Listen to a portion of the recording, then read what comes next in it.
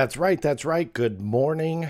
Good morning. Good morning to you all. It is not even 8 a.m. Oops. See that? I already screwed up. It's already sharing my screen. I didn't want that yet. Welcome to another behind the scenes. You guys apparently liked the first one enough to want to see me do this again. So that's what this is. If you didn't join me for the first one, here's kind of the rundown. First and foremost, I played that video just to get a little bit pumped. Generally, you see that in my long form interviews, but I thought, you know what, as I see people kind of streaming in here and kind of getting situated in the room. Let me switch over to the comments here. Wow, there's already flying comments. I, again, played that video just to kind of get a little bit pumped up. Account terminated. Let me prove to you I'm live.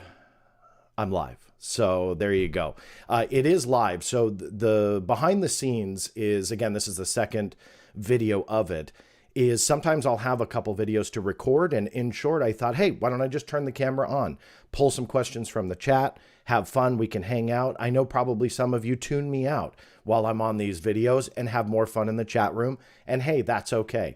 If I give you guys a platform to meet other people, talk about like-minded things, I'm all for it. So very cool. So I had done that first one and I thought, you know what, this may be a complete failure.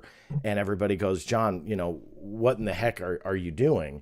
As I forgot to pull up something here, I thought I was going to delete it. And to be honest with you, you guys were so, gracious about it and had a lot of fun that I thought, you know what, let's just kind of keep at it. So here we are. This is number 2. My only note, I won't go through this every single time, but my only note is obviously being behind the scenes, you'll see screw ups, you'll see outtakes. I may have to go put my dog out for whatever reason, but I try and record the segments all the way through, and then they're cut into later videos that are put on the channel. This particular one that I know I'm going to do first is on the Wilson Davis documents, calling it the final act with a question mark. Why I am calling it that, and I'll get into it in the video, is I know the script reference will make a lot of people upset, but we'll get into that when we record the video. So just kind of an audio check. I had to pull up my audio meters here because I absolutely hate StreamYard, which is how I record these now. It's a double-edged sword. I got some great features to come along with it. Looks a little bit cleaner, more professional. The absolute downside is I'm an OCD perfectionist. I need to see those audio levels, and sadly, I don't. So I figured out a way to kind of monitor that. But if you guys in the chat, as we get going here, please let me know if I sound okay, volume level is good for you. And I'm just going to start getting situated with my first presentation. I don't think after this one I'll be able to do my second, but we'll see. So audio good. Thank you, Roger. Appreciate that. And last note here before we get going, super chats are open. That's another cool thing about the behind the scenes, or what I call BTS. No, it's not the band. And yes, I kept the name because that's what we called it in television all the time. If we shot BTS, it was, behind the scenes. But it just kind of gives a shorthand for it. But it's not the band. So nobody get excited that you're about to see BTS pop out of my back door here and start dancing and doing whatever they do.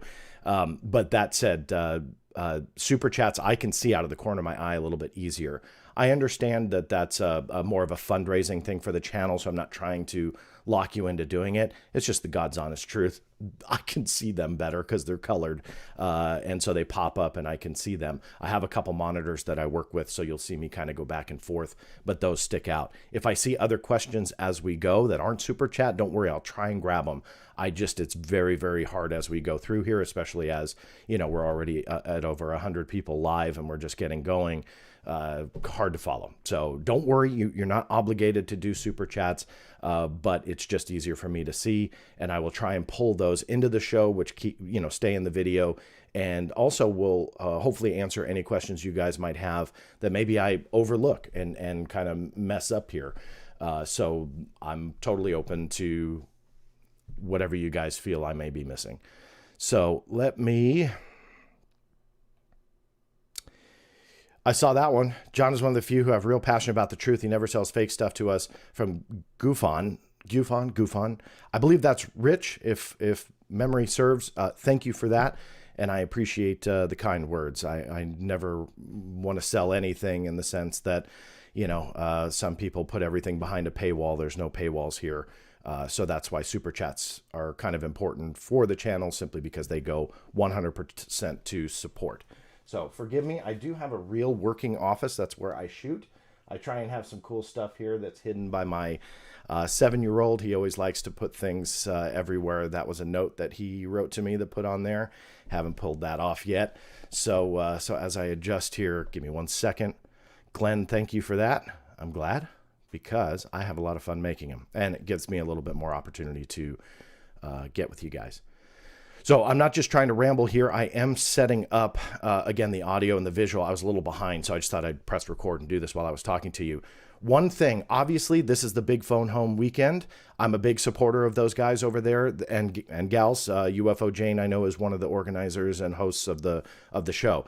I aim to stop by then, but I may not be able to. So as I'm already kind of a little bit later, I was wanting to do closer to 7, but I couldn't do it. So that said, I'm going to try and stop. If you guys leave, that's okay. I definitely want to make a shout out to them, though. If you're not sure what the Big Phone Home is, it is an awesome effort bringing people together from all different backgrounds, doing online presentations for 8-10 hours a day. Those guys and gals are working tirelessly doing that. I will be on their panel at 11:30. And in essence, it's bringing everybody together to be one voice to essentially advocate for UAP transparency and public disclosure and disclosure of the UAP information that they might have. I was honored to be asked by Luis and the team to write one of the template letters that they used, and I wrote that a few weeks ago, and seems to have done really well. In fact, I was listening in, showing my support while I was driving yesterday to the Big Phone Home, and I heard Luis tell a story that he used my template and sent it to a congressman. Luis and I actually live in the same general vicinity, and I believe his is Alex Padilla, and got a response.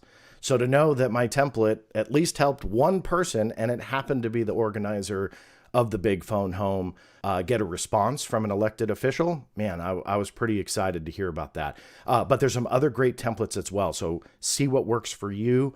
You can write, you can email, you can call, I believe you can fax. But more than all else, and this was also very cool about what they were stressing, was that let's just say you do or do not get involved in the UAP topic, the resource that they built at the bigphonehome.com can be used for all your efforts, to get attention to something. So and it's very cool. You click on your state and it, tells you who to write based on your area. So they created a great resource. Even if you're on the fence on what you want to do with, UFOs or UAPs, use that resource. They spent a lot of time and effort on it. So that's what I'm going to say. So I'm aiming to stop prior to their start at 9 a.m. I may go over for that. If you guys split, don't worry about it. You won't offend me. But I know that they start at 9, and then my panel that I will be on with Danny Sheehan and a couple other people starts at 11:30. So that's my plug for them. I don't plug many things, but their effort is definitely worth plugging. You guys are awesome. You're already supporting the show. Let me make sure I didn't miss this, and then we'll get going. Not obligated. Nobody tells me what to do. The unlikely potato. Well, thank you for that. I appreciate it. John, thank you to you as well for that support via a super sticker. And Jeffrey, thank you also. Love the show. Keep being awesome. Well, I will definitely try. So I appreciate that. And just bear with me here. As you know from last time, I roll bars and tones. That way I can easily find some of my break and clean points when I edit this. So it doesn't, or should not, come through too loud.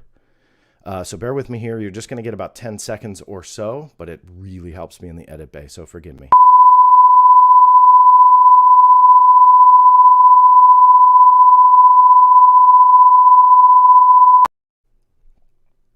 That's fun, isn't it? All right, hold on. So this will be, by the way, a long form episode that will be cut down. And now I messed up and I have this thing stuck on the screen. There should be an easier way to turn this off. There we go. Sorry, Jeffrey. I appreciate the support, but I just had to hide it for this. So what, again, the behind the scenes. So I just kind of start in and that's my cut point. So if it just kind of seems awkward, that's what these videos are. It's just a whole lot of awkwardness in between the segments. So bear with me. That's right, everybody. As always, thank you so much for tuning in and making this your podcast or your live stream of choice. I'm your host, John Greenwald Jr., founder and creator of theblackvault.com. And I am doing a segment today that, although some of you may be sick and tired of hearing about the Wilson Davis documents, there is so many avenues to research with this. And what people constantly tell me is it deserves the attention. This is I would say, what I'm calling anyway, the final act. Kind of the, should I say nail in the coffin? Because I know one person who doesn't want me to use that phrase. But in my opinion, you're starting to see the nails in the coffin. That I believe that we're starting to lean very much more to fantasy versus fact. And I'm putting that up front simply for this. If you guys are sick of hearing me talking about it because you believe that it's real, you may not like this video. But I do encourage you to do two things. Listen to it and challenge what you believe, because this video is a result of me doing that. But also listen to my interview with Jay from Project Unity. And I want to also say up front, I am so glad that I did that interview with Jay. He is intelligent, he's young, he's passionate, and he's not going anywhere, which I encourage him not to. In essence, he has a thirst for the truth, and I have no regrets bringing him onto the show and having a near 3-hour conversation with the man. And this, even though I may go against what he had brought forward in the show, I encourage you to watch that and see from his vantage point, who is advocating that they are real, see that evidence or admittedly the lack thereof, and see if you, again, support or refute that claim. This video is a culmination of not only what I learned from my interview with Jay, but after I got off the interview with Jay, kept to my word and looked into some of the stuff that I was not aware of. Number one, the Discovery Channel interview that was referenced, a couple other things that had been brought up, but specifically a NRO document that seemingly is the root of the entire story. And I'll get into that, but in essence, and let me go ahead and pull up the visuals, this is often referred to as Stephen Greer's NRO document. And I truly believe, now that I realize what document it was, because admittedly I had told Jay I wasn't sure which it was, which was true. I had found what actually was the real document. I just thought, you know what? There's absolutely no way that Dr. Stephen Greer would try and pass this off as legitimate. So I entered the interview with Jay thinking, I've got it wrong. Maybe the document's not even, out there and it was only referenced, but it was classified. So Greer withheld it, but only talked about it that he showed it to Admiral Wilson. Well, I had it correct. And that's, and I'm partially glad I didn't know that with Jay, because I would have derailed the interview, but not by choice or maliciously, but rather that document can be destroyed using logic and known facts about documents. And I will, again, go through that and prove it, that document is a hoax. But it is often cited in the most, what are often termed as the most legitimate and credible sources for fighting that these documents, the Wilson Davis documents, are real. That includes UFO Joe's blog, which he calls a mega blog. There's like 4 parts to it. It's got to be like 75,000 plus words, I think he said, but it's gigantic. It's in there. And Richard Dolan, who calls this the leak of the century. They all fall back on Stephen Greer's narrative that this NRO document was what was shown to Admiral Wilson.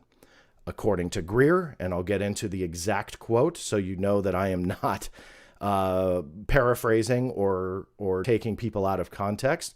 I'll get into exactly what Stephen Greer says about it, but I first wanted to show you the unedited document in the sense that this is what Stephen Greer put out there and published. Obviously edited, that there's some redactions here, here, and here, a handwritten note from Greer up here, but essentially this is what Greer has passed around. I'm not going to read the entire document, but in essence, it was talking about a security concern, and it was sent to all of these locations, which is problematic in itself. But you'll see why Stephen Greer believes that it's less about the content of the message, but more about what we see over here. Here is page 3 of the same document. So that was it. It was a 3-page memo. Okay. So we're going to dissect the major problems with it. But I want you to first read and hear what Stephen Greer says the document is and why it's important. This was published back in at least 2019. This was the earliest, version you can say of this particular page here, which was an email. You see this constant contact that Greer's organization sent out. Well, Wayback Machine, which I often look at because it gives you timestamps, irrefutable timestamps of when this information was out. This is what Greer had sent out, and again, at least July of 2019, if not earlier. It's the National Reconnaissance Office document. The reason it's important is not so much for its content. Take note of the distribution list, please. Blue Fire, which is a code name, 1991, Commander's Net, Royal Ops, Cosmic Ops, so Cosmic Clearance. You've heard of this? It's not a myth. It's real. Mag Ops, Magi, it's Magic Ops. It goes through a whole bunch of them. Nellis Division, all these code names, code numbers, and you get down to some really interesting things. MOC is Military Operating Center, and MOA is Military Operating Area.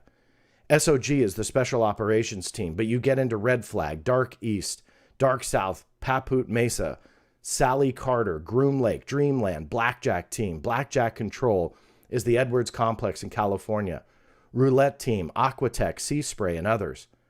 This secret document went to the Admiral, Admiral Thomas Wilson, prior to our meeting, and he actually recognized one of these entities and made an inquiry. It was being run by a contractor, and the contractor, one of these corporate contractors, when he called them up, he says, "I'm Admiral Tom Wilson." At that time, he was head of intelligence for the Joint Chiefs of Staff. "I want to be read into this project." Guess what happened? They said, "Sir, you don't have a need to know." This is the guy who's supposed to give the intelligence briefings for the Joint Chiefs of Staff of the United States. He was told, "You don't have a need to know." And Admiral Wilson said, "God damn it, if I don't have a need to know, who does?" They said, "Sir, we cannot discuss this with you further." They hung up and blocked his line. This all happened before the stand-up meeting I did for him with Edgar Mitchell, sixth man to walk on the moon, myself, my military advisor, and a few other people met with the Admiral in what's called a stand-up briefing. I was doing the presenting.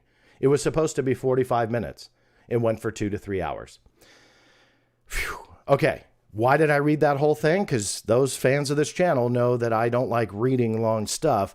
That gives you the root of what these reputable sources on the Wilson Davis documents are citing that started Admiral Wilson going off and looking for these special access program code names, whatever, and then found out what he did, was locked out, and then years later sits in a car with Eric Davis and spills the beans and shares classified information. It goes, however, again, I'm stressing this, to the root of UFO Joe's blog that you see on the screen. This is what he says. Wilson said Oak Shannon, a scientist, spoke to him for 2 hours and tried to convince him to talk to Dr. Davis and what he, Wilson, told Will Miller on April 10th, 1997 in the Pentagon, and then 2 months later in June. The April date was when the briefing with Miller, Dr. Mitchell, Dr. Greer, Sherry Adamiak, and Stephen Lovekin took place, and when Wilson received the code words from the first page of the NRO documents, Miller and Greer gave him so he could attempt to locate UFO-related unacknowledged special access programs. June appears to be the time Wilson told Miller the results of that search. Dr. Mitchell said a gentleman got back to him a few weeks after the April briefing, but I think a few months. June is more likely, and I'm not sure if that person who called Dr. Mitchell was Wilson or Miller. I'd go with Miller. Either way, I have no doubt Dr. Mitchell was informed about what Wilson found. I won't start dissecting all those silliness of he said, she said, and then when something doesn't fit the narrative, we switch it. For example, Wilson or Mitchell says one thing, and then UFO Joe chimes in and says, no, it's probably something else. That's problematic with these types of stories. But regardless, you can see here it is solidified that the NRO document is what set Wilson off. It's also reinforced by Richard Dolan. Richard Dolan, in his UFO Leak of the Century video, analyzes this and essentially says the only thing we know from the meeting is from Greer and Mitchell. So he falls back on what Greer said. So again, Richard Dolan, UFO Leak of the Century phrase coiner, is falling back on Greer. So that's the foundation that set Wilson off. I've beat that dead horse and I'll keep beating it, because what you're about to see is a breakdown of the document that, in my opinion, proves that the entire thing is a fabricated hoax. And so how is it that we call this the UFO Leak of the Century, and so many people who are touting anonymous sources say, hey, this is all real, but no one has ever come to them and say, hey, you guys, look, I don't want to be named in all this, but you're touting a hoaxed document as the root of this story. You need to not do that. Yet no one has challenged what I'm about to show you. Now, those 3 pages that I went over, I'm going to start dissecting from top to bottom. This up here is obviously a note by Stephen Greer, SG. Okay, so we just omit that. It's not part of the original document. He put it in his book or whatever. You can see this top line from the NRO, or National Reconnaissance Office / Central Security Service. What is this? This is a Department of the Air Force seal. Now, government documents, when they are from, in a memo form, when they're from an agency, what do you think is at the top? Another agency's letterhead or their own letterhead? Well, spoiler alert, it would be their own letterhead or their own seal or both. Yet here we have something from the National Reconnaissance Office and a Department of the Air Force seal. I have never seen a memorandum, and I'll show you some real ones, from the NRO in any era, doesn't even matter, in any time, an NRO memo that has a U.S. Air Force seal. That, from the top, is already silliness, in my opinion. The status of the document, classified / restricted.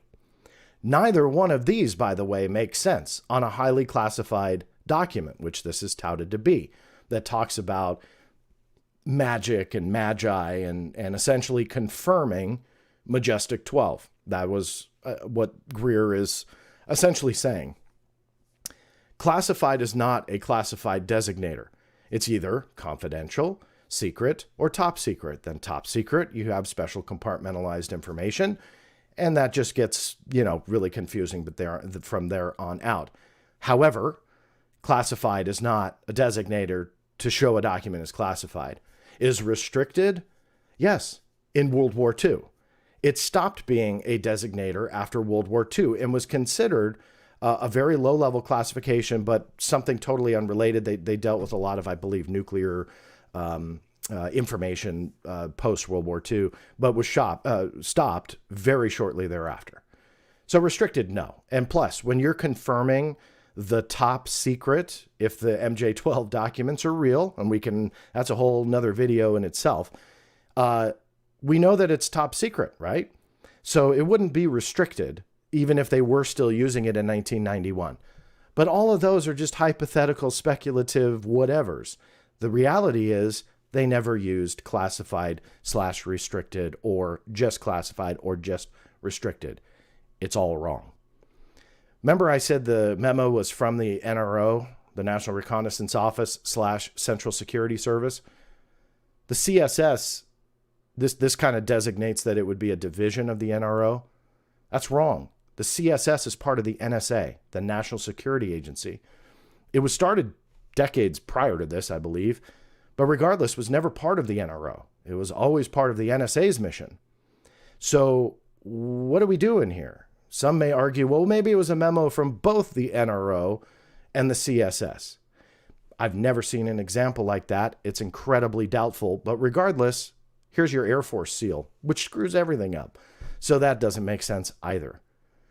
Here's a fun historical tidbit, which I actually geek out about this stuff, but it's yet another flag that this is all a hoax. This was written in 1991.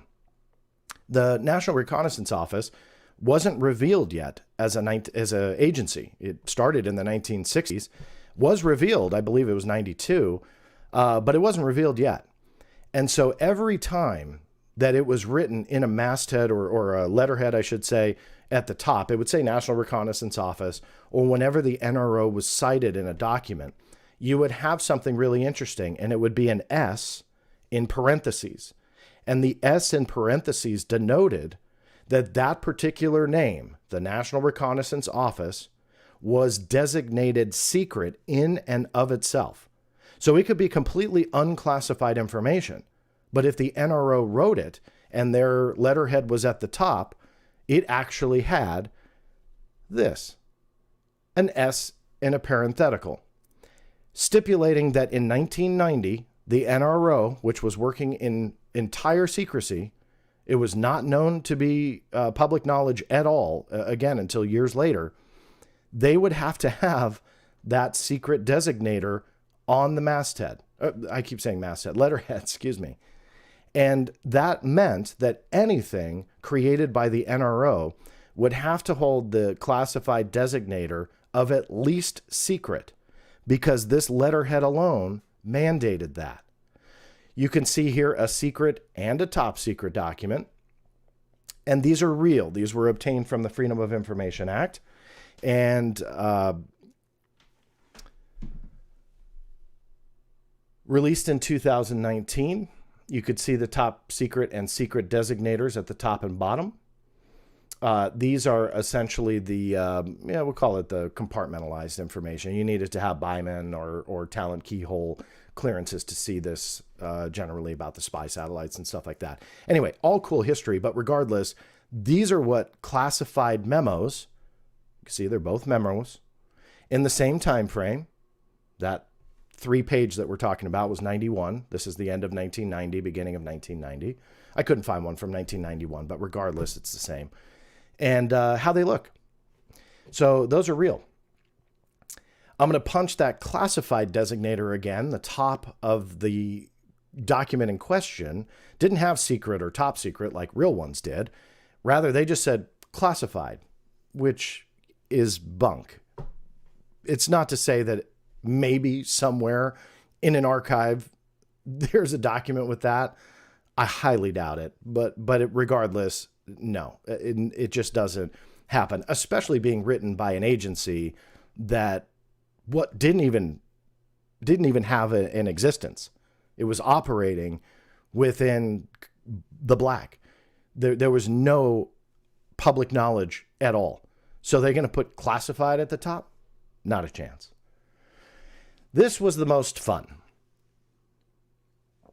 This is at the bottom of page 3. This document contains information affecting the national security of the United States within description of the Espionage Act, 30 United States Code, chapters 31 and 32, as amended. Its transmission or the revelation of its contents in any manner to an unauthorized person is strictly prohibited by law. It may not be reproduced in whole or in part by other than United States Air Force Special Security Services, except by permission of the Director of Special Intelligence, T2, U.S. Air Force /NRO. Espionage Act, 30, United States Code, 31 and 32. The Espionage Act is actually 18 United States Code, Chapter 37. The citation is wrong. Now, that sounds all good and official, but I looked up exactly what they were referencing. 30 USC 31, Marine Mineral Resources Research. Chapter 32, Methane Hydrate Research and Development. In other words, it's completely bunk. They didn't verify it, and apparently no one else did. That the Espionage Act had nothing to do with the U.S. Code of Federal Regulations that was being cited in the document. So from top to bottom, you can see numerous mistakes, and that citation at the bottom about the T2 NRO, U.S. Air Force Director of Special Intelligence, it's all hokey. And in fact, it's so hokey, when I first saw it, I thought that there's no way that that was being passed off. Yet that is the root of the story, the foundation of which all of this was built, that set Thomas Wilson, Admiral Thomas Wilson, off on his journey to go see if these code names were real. And aha, they were. And aha, he had no access to them. And the rest is history. But Admiral Wilson couldn't identify a fake document. I mean, let's say Dr. Stephen Greer got the document to Wilson, like he said, prior to their meeting. Really think about this. He's an admiral and a J2 in the Joint Chiefs of Staff. A private citizen sends him, allegedly, a highly classified document received by either his aide, secretary. I highly doubt that he can just mail it and it goes right into Wilson's hands. Somebody saw it prior. So all of a sudden, all these people are going, oh, cool, classified information. Let's give it to Thomas Wilson and go from there. You don't just send highly classified documents ahead of time from a private citizen to a J2 and not get attention. So all of a sudden, Wilson just goes, oh, okay, classified document. Yeah, bring it here. And now he's convinced to look for alien or UFO related special access programs. And so we just have to accept that no one questioned why this type of document was being delivered ahead of time, highly classified in nature, from a civilian who's not cleared.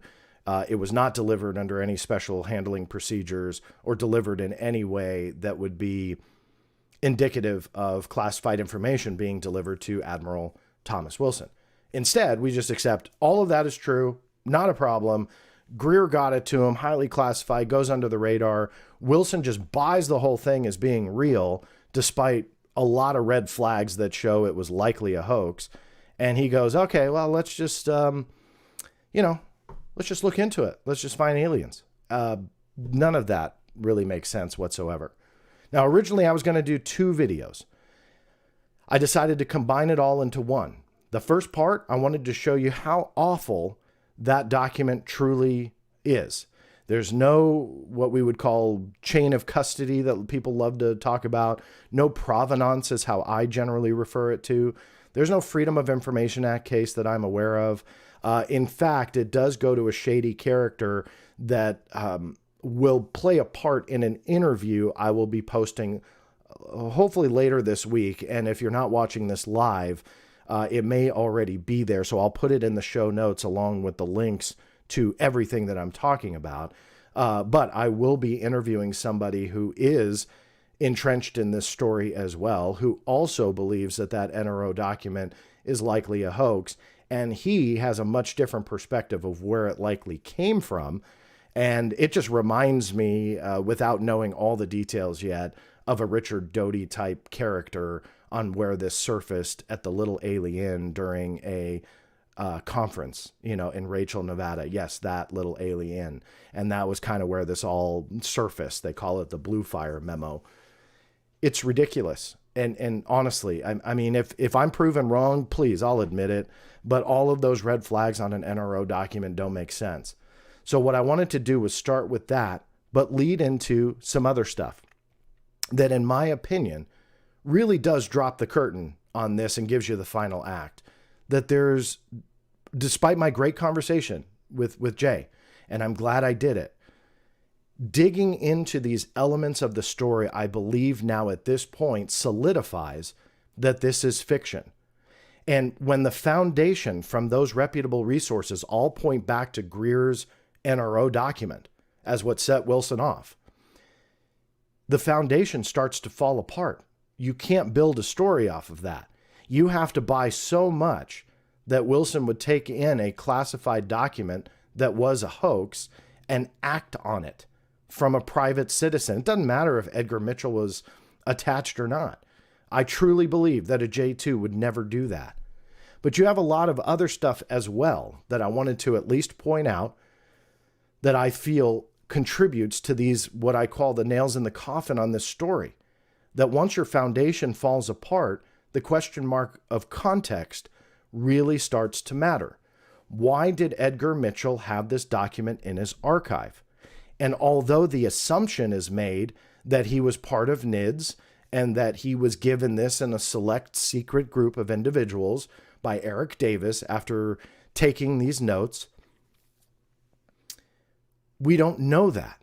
We don't know from Dr. Edgar Mitchell because he's passed away. We don't know if he was given this as like, oh, look what this guy's trying to pass off. And Mitchell goes, gosh, there is a real element to this story, but this is FUBAR. There's no truth to this because I know the reality. We don't know any of that. Did he believe it outright? Quite possibly. Did he think it was that certain elements of the notes were fabricated? Quite possibly. We don't know. We know that they were found in his archive. We know they were with other UFO material, but that doesn't matter. That doesn't mean anything. We need to know why he had them. And to Jay's credit, he admitted we don't really have that part of the story. So we have to assume the context of why that document was there.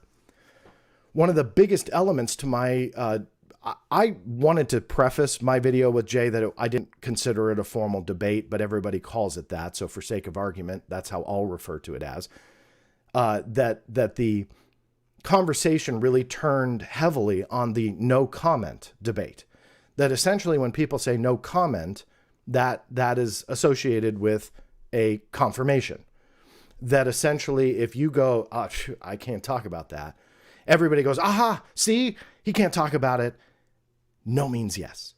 And only in ufology do you really have that, where if somebody says no comment, then it's a confirmation.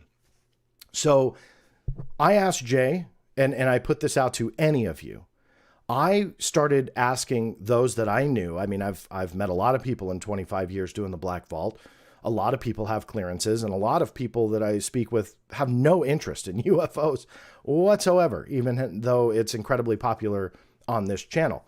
But started asking just these people, two of which are active in the Pentagon at the moment, as we speak, as I record this. And I reached out to them and asked a hypothetical situation about commenting on classified information. Across the board of those that I asked to, again, a couple which work in the Pentagon and outside, but for a contractor, and they have an active clearance, high level. I said, what happens? Like if I'm doing an interview with you and I'm asking about your Sunday barbecue, and I go, hey, so-and-so, I've got this document, and I put it on screen, and allegedly classified, leaked out, it was sent to me through Signal or whatever. Could you comment on it and put your name to it? You can tell me it's a hoax. You can tell me it's real. You can tell me there's 50% truth, whatever. Can you comment? Across the board, everybody said no. The reason is because you essentially, and these are my words, but from what I gathered, you're essentially working as a spokesperson talking on behalf of the U.S. government, either labeling it a hoax, either labeling it as real, or labeling it as a hybrid, pardon the pun, of truth and fiction. And so if you do not have that sanction from the U.S. government to speak on their behalf, then you can't do it, because it could be 98% bunk. And that 2% that you're now labeling a hoax, or you're now confirming is real, or you're alluding to the fact that you're in a breach, because you are now treading into very dangerous territory. And what I walked away from those, again, I didn't publish anything. It was, I talked to a lot of people researching these types of videos, and two of them who don't know each other said the exact same phrase, which is playing with fire. And it's like that phrase really resonates with those with high level clearance holders, that if you start going out there and talking about potentially classified information, you're playing with fire, you're going to get burned. And it doesn't matter if it's an obvious hoax, that you just don't touch it. You're playing with fire. Even if it's something that, you know, is an obvious hoax, they don't touch it. Well, that wasn't good enough for me. I had to go get people on the record. So I reached out to Lou Elizondo. You all know the name. And despite what you may or may not believe that he did or didn't do, I reached out to him because he's the former director of the National Programs Special Management Staff, or the NPSMS. I had dug in on that. I have a video about how I connected him to the trial of Khalid Sheikh Mohammed, the 9/11 mastermind. That had never been out before. I am super intrigued by that angle of his career. And that is one that is not disputed, nor had I ever disputed it, despite the highly critical angle on being the director of ATIP that I've had in that whole debate. I know that for some it's settled. I mean, I'm still digging. It doesn't matter for me what I believe or don't believe. I'm still digging into it. But the NPSMS part was not disputed. And there's highly classified situations that I know for a fact that he dealt with. And so I thought, you know what? He's an authority on security access. And so I posed a 100% fictionalized scenario, and I told him that it was a 100% fictionalized scenario. And my scenario was that if I came to him with an alleged leaked document, classified, potentially classified, even if he knew it was a hoax or wrong, based on the knowledge he had being a clearance holder, could he tell me it was a hoax? Could he tell me that it was real? Could he comment at all? And that was my framing. But I'm stressing that I told him it was fictitious, and I told him that I did not have a classified document, which I did not, and wanted his feedback on how that would be handled. His quote, in part, if the document has both real and fake info within it, then it becomes a much more difficult situation, and one which would not permit comment on. In essence, no comment, because you get into a dicey situation. So he, being the former director of the NPSMS, went on the record for me. The last thing I'll stress before I move on, this was not an endorsement of my angle on this. Again, I posed that 100% fictionalized scenario. He was not endorsing my view. He was not denouncing it. He wasn't denouncing or endorsing anyone else. This was just on a fictionalized scenario, but that was his comment. Researching this video, I also stumbled upon another one by a familiar name, Jim Semivan. He's obviously connected to TTSA. Obviously, you know, a lot of mystique around his character. But during an interview with Melinda Leslie, I believe in 2020, he was asked about the Wilson Davis notes. He said as well, we have to say no comment because of our clearances still. We are bound by our oaths. We have these oaths till our death. Even if one sentence in the document is classified or dealing with something that is, we cannot comment on the entire document. Yet again, more evidence. That tiny sliver of potential truth is what throws us into this no comment arena. And so there you have it. If you don't want to take my word for it, take Luis Elizondo's and Jim Semivan's, along with quite a few other people with clearance holders that will likely say the same thing, that you're playing with fire. So in other words, all of these no comments that people are saying, well, they could have denied it. They could have, but they didn't. I'm sorry, it doesn't mean anything. So in my opinion, we need to just take that out of the equation, because these gentlemen who I got on the record, well, one on the record with me, Jim Semivan on the record with Melinda Leslie, all say the same thing. It's that little tiny sliver of truth, which makes every fictionalized story that much better. If you put a couple nuggets of truth in it, build off of that, you got yourself a great story. And those with clearances are going to be put in a pickle if you ask them to comment on it. Now, I know what some of you might be thinking. But Admiral Wilson denied it. So if my stance were true, why could Admiral Wilson deny it and essentially make a comment? For that, I believe there's an easy addressing of it. He's a former J2 and former director of the Defense Intelligence Agency. Those are two very high-ranking positions. That's much higher than people like Dr. Eric Davis and Hal Puthoff, who are often cited as saying no comment. Why I want to punch his position, Admiral Wilson's, is that that puts him in a release authority position as a director of the DIA. Not when he's a former director, but rather while he is a director.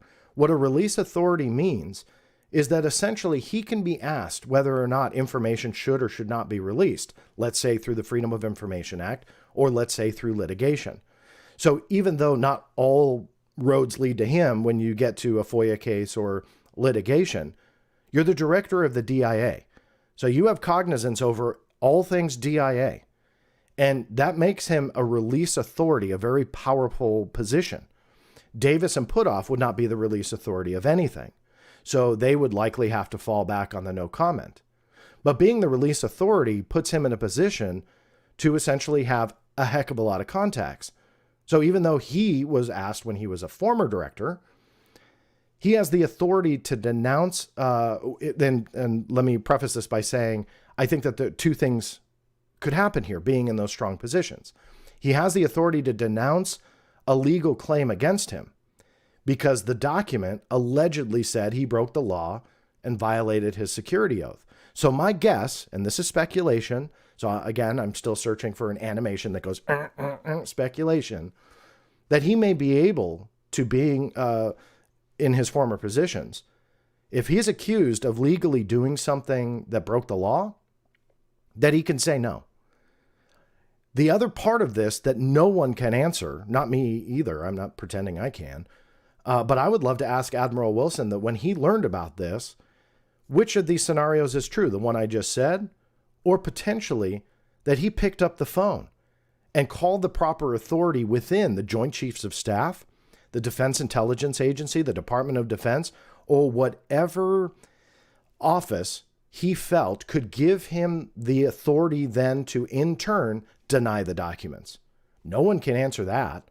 Has anybody talked to Wilson? Yeah, very few people. Have they asked him that? Not that I'm aware of. But regardless, I believe one of those two scenarios would allow him to deny it, defend himself, but also he picks up the phone and he gets the authority to speak out against it. And he goes, hey, look, this is total poppycock. Can I denounce it? And they go, yeah, okay. Permission granted. And he goes out and he gives the statements that he did. Some of which were to Stephen Greenstreet from the New York Post. Now, these graphics are his, so my compliments to Stephen Greenstreet. He hosts the Basement Office. And he posted these, and I thought I would make reference to them because I think this is another silly part of the overall debate that Thomas Wilson said to Stephen Greenstreet, it's ridiculous. None of the things in that memo are true. I'm denying this meeting ever occurred. It's all BS. He also said, I don't even know who Eric Davis is. I may have crossed paths with him at some time, but I don't know who he is. And people take those types of comments. He's given them to Stephen Greenstreet, but also a shout out to journalist Billy Cox, who has written a lot about this, talked to Wilson, tracked him down, also denied the whole thing that happened.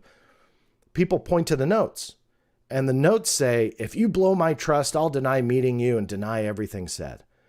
And some people go, aha, I told you this was real because it said he was going to deny it, and he denied it. This is all the anatomy of a hoax. So even if you believe the documents are real, just for sake of the next 60 seconds, assume that you are a hoaxer and you're creating a document. And whatever motivation you have, how easy is it to put a line in there and go, look, this person I'm making a claim against, they're going to deny it. So I'll write in there, if they deny it, then people will think it's true. And they put it in there. If this gets out, I'll deny it. I'm sorry, but that doesn't mean anything. Any hoaxer that has any kind of knowledge whatsoever of hoaxing things would put something like that in there. So for me, it's silly to fall back on that and go, well, Wilson's denying it, but the note said he would. So, we've got to believe him, or believe that he's lying and he's a big fat liar. I don't buy it. And again, if you believe the documents, just remove yourself for a second. What does that show you? And it's absolutely nothing. The only thing it shows you is the hoaxer thought ahead, to be honest with you. So here's another one that may not be popular. Dr. Putoff and Dr. Davis can deny it all too then, if it's all a hoax. Well, I just went over why Admiral Wilson would, potentially be in the power to comment on it versus somebody at a much lower level like Putoff and Davis. But I'm going to say something that again won't be popular. And that is Dr. Putoff, but more so Dr. Davis, really strike me as gentlemen that like the aura and mystique around them. That they want the idea that they're more in the know than anyone else. They want that. That's part of who they are. Jay, in my interview with him, brought up the ego on his own about Eric Davis, and no argument from me.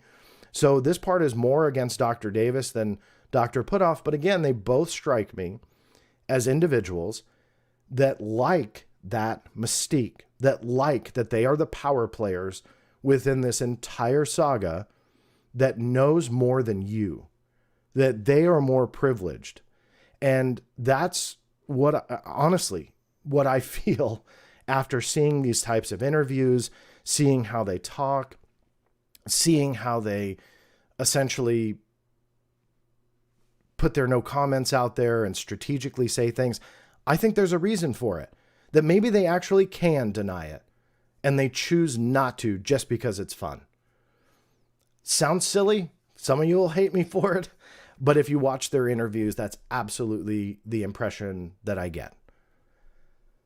So the bottom line with all of that is no does not mean yes. The no comment is not an affirmation. And truly, it seems like by speaking not only to Jay, because I don't want to seem like I'm picking on him, but when you read these mega blogs and you read, people saying that this is the leak of the century and so on and so forth, they really read into those no comments and inflection of voices, and they could have denied it, but they didn't. I'm sorry, no does not mean yes. So if you take all of that out of the story and you look at Luis Elizondo and Jim Semivan and the reality behind secret keeping, you don't have much left of this story. You really don't. I mean, there's a lot of names and there's a lot of he said, she said. If you're going to change the world with this story, you need to do better than that. And that is my entire point. But another big point that I think people miss is why. I mean, let's use some common sense and logic. Why Dr. Eric Davis? Now, he had a security clearance level. Yeah, he did. It was at high level SAP access? No. He wasn't working on black budget programs.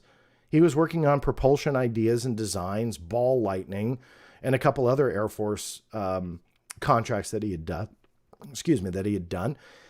Those aren't black budget programs. Those are some contracts that were farmed out for some hypothetical research.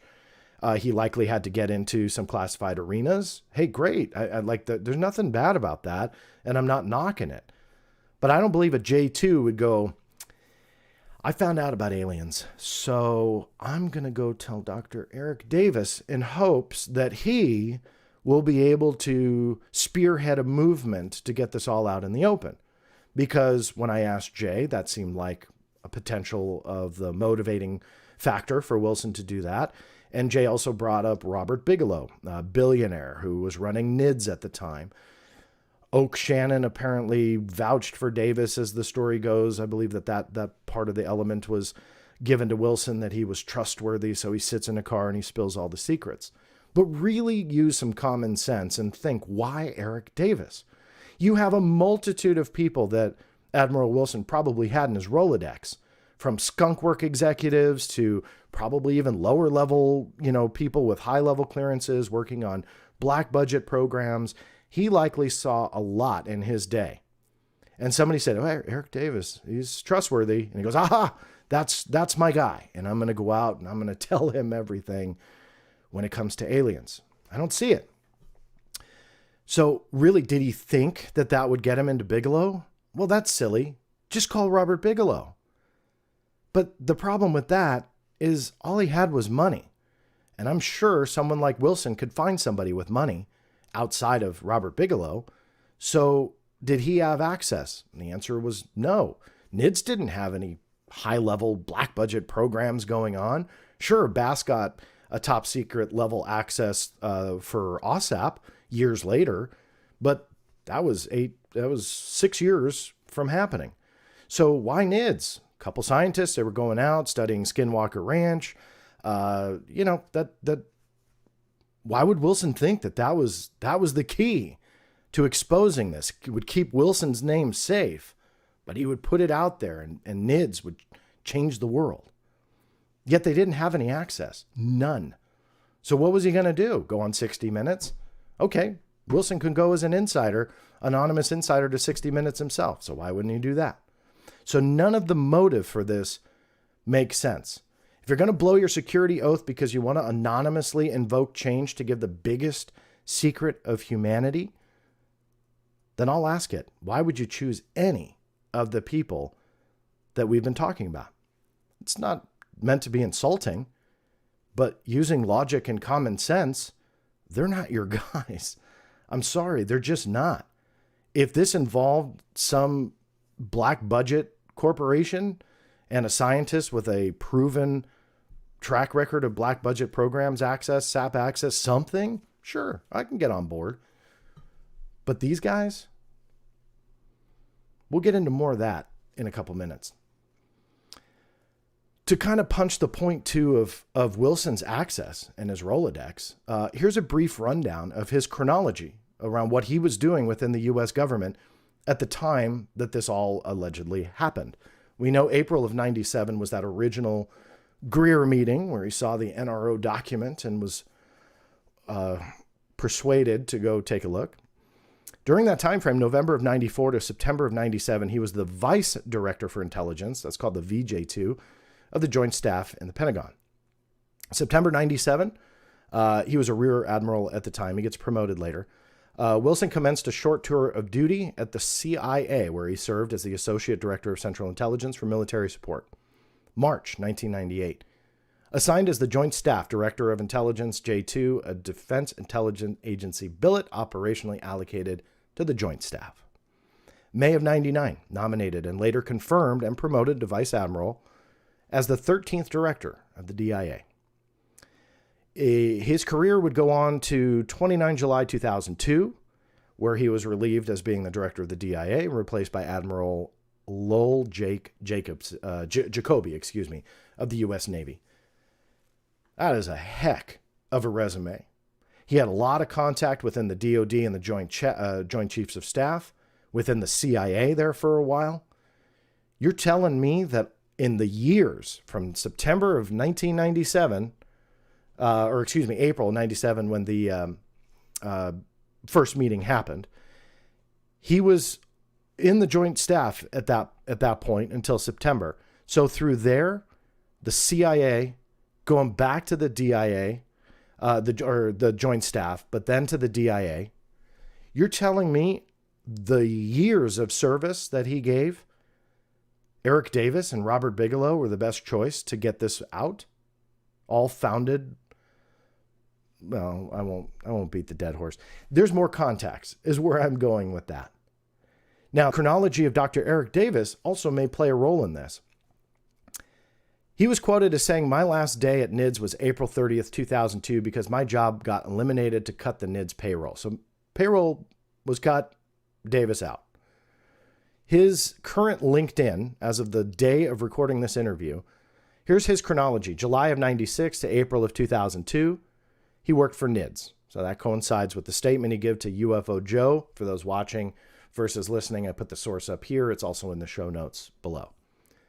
January of 2002 to December of 2010, he was the CEO and chief scientist for Warp Drive Metrics. If you dig into that company, that's Eric Davis's company. That's the one the checks were written to from the Air Force Research Lab. Those documents I also got through Freedom of Information Act, which broke down Eric's work. Then in November 2004, so you'll see some overlap there, that his company was also overlapping this, to what his LinkedIn says present, but who knows if he's still working for him, Earth Tech International and the Institute of Advanced Studies at Austin. That is Dr. Hal Puthoff's corporation and outfit. So he owns that. So Eric Davis obviously was entrenched there. I did a video like a year or two ago about it, and they were talking how Eric Davis left that corporation, was no longer working with them, but he was still on the website. I noted that at the time. I looked a couple weeks ago. He's still on the website. He's still on LinkedIn as working for him. I don't know. Is that just a mistake, oversight, whatever? They're obviously still together. Davis now works for Aerospace Corporation. That is not on his LinkedIn that I saw before recording this, but regardless, it's public knowledge that that is where he is. One of the other things, now you see those connections and the chronology. The alleged meeting with Wilson Davis was kind of smack in the middle of it, October of 2002, ironically months after he was let go from NIDS. I go back to the motivating factor that Bigelow can do something about this, so maybe Davis was the trustworthy thing. Davis wasn't even working for Robert Bigelow at the time. He was months out from being ousted because of no money for him. So yet again, another weird thing, like why would Wilson choose a guy that wasn't even involved in the corporation he wanted to kind of get into to change humanity? Didn't really make sense. But around this time frame, it should be noted that what is largely determined to be a hoax, this Project Serpo, surfaced around 2005. So not too long after. Eric Davis was entrenched with Dr. Hal Puthoff and so on and so forth. Robert Schaefer, who runs a blog, obviously known more as a skeptic and a debunker, really did kind of give a good brief summation of what Project Serpo was, because it gets really confusing and all sorts of stuff. I'm going to read it to you. So this is a video in itself, and I don't envision myself ever doing it because it's silliness. But this is the summation by Robert Schaefer, so credit to him. A meeting was set for April 1964 when an alien craft landed near Alamogordo, New Mexico. Upon retrieving the bodies of their dead comrades, the extraterrestrials engaged in an information exchange that was carried out in English, thanks to the aliens' translation device. One thing led to another, and in 1965, the aliens accepted to take a group of humans back to their planet as part of the exchange program. 12 military personnel were carefully selected for a 10-year stay on Serpo. The 10 men and 2 women were specialists in various fields, and their task was to gather as much information as possible regarding all aspects of life, society, and technology on the alien planet. They were 3 years late and 4 people short when they finally returned to Earth in 1978. 2 men had died on the alien planet. 1 man and 1 woman had decided to stay. The journey to Serpo, located 37 light years from Earth, took only 9 months aboard the alien craft. That's Project Serpo. Again, largely thought of as a hoax. It's silliness. Now, why am I bringing this up? Well, it's interesting to note that there were some emails, because every good story has a leak. And the leaked emails, which, as far as I know, no one's denied, gave some indicators on who was involved. And that would be Dr. Hal Puthoff. Here's some of the emails. I don't know who besides the 2 of you know that Hal, myself, and Rick, meaning Richard Doty, are working an issue together on Serpo. Now, that was written by Kit Green, another familiar name, all entrenched in the Project Serpo story. Here we are outlining that Dr. Puthoff, Kit Green, and Richard Doty are working on something related to Project Serpo. But also in Kit Green's words, Serpo is not true. It's a hoax, because it looks like a hoax, smells like a hoax, feels like a hoax. Another one, he says, Kit Green, the Project Serpo stuff is 50% true, mixed with 50% untrue to allow plausible deniability, as is done officially all the time. And that there is a battle going on with some of the insiders now being in power to stop the Serpo release officially, saying, we told you so, those clowns can't manage the release with their boy spy games. What does all this mean? Like, they're obviously entrenched in all of this silliness. Are we really led to believe that Dr. Hal Puthoff either hoaxed this or truly believes that we traveled to an alien planet? Like, why are these names always coming up in these ridiculous narratives? And it goes on for years. And we look at the chronology, we realize Dr. Eric Davis is entwined in all of this. You have Stephen Greer's fake NRO document. I'm sorry, I think we've established that. You have Project Serpo, which has absolutely no supporting evidence, and yet you see Dr. Hal Puthoff in that.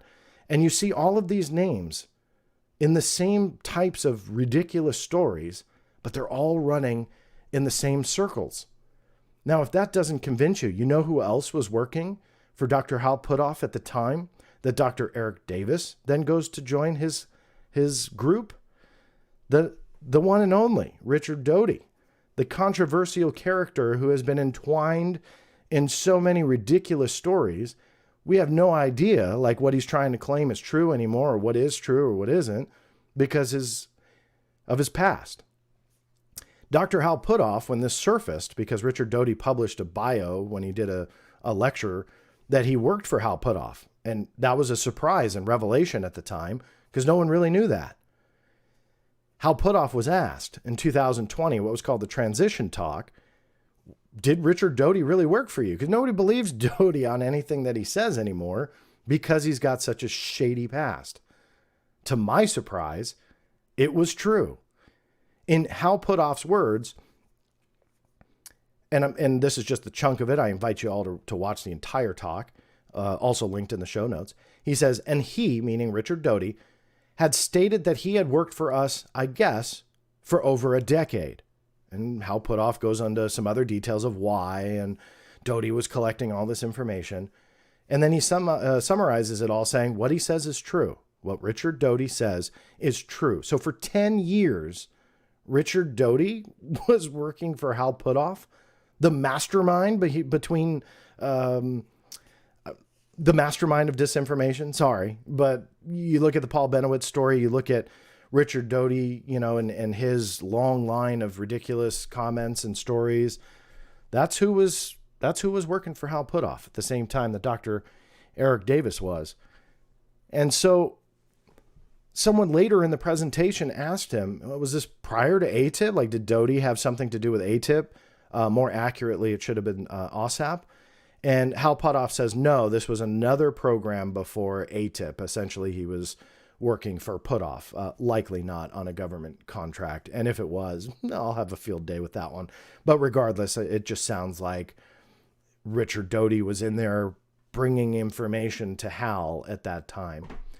So I'll ask the question again, why is it that these same names keep appearing over and over and over? And I have no idea why.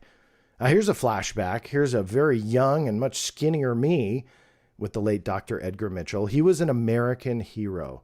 And for me to do these types of videos where I essentially go against what he believed, or, which you'll see in a minute, ask a tough question, that's tough for me. You guys met weeks ago my father, who called into one of the shows, who was heavily entrenched in the space program. I got to meet quite a few astronauts through his work, but have the utmost respect.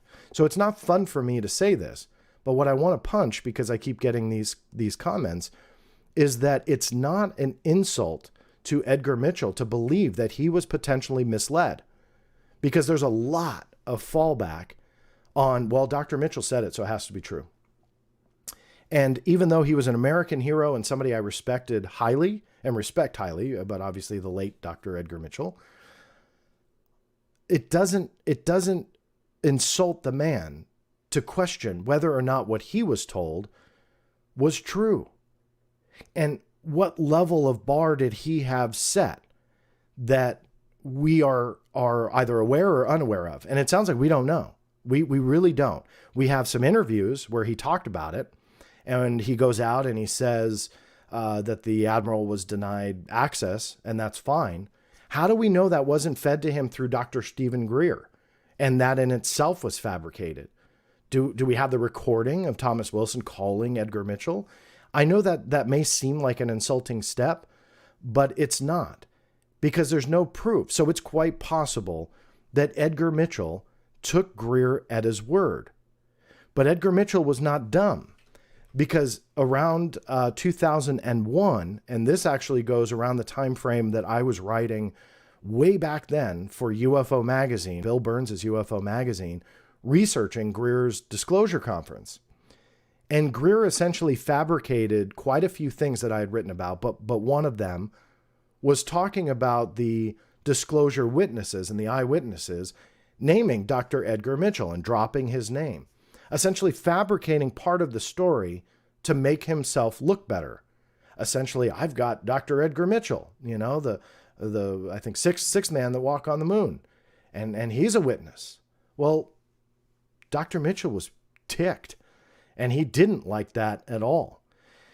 I had written about some of that and ended up kind of not publishing a lot, because what I had found out through digging into the Disclosure Project witnesses, and I'm going away from Edgar Mitchell here, is that a lot of them were not vetted. Now, some of them absolutely were, and were incredibly credible. So I'm not saying it was across the board, but there were a lot of question marks on the credibility of Dr. Stephen Greer's vetting process.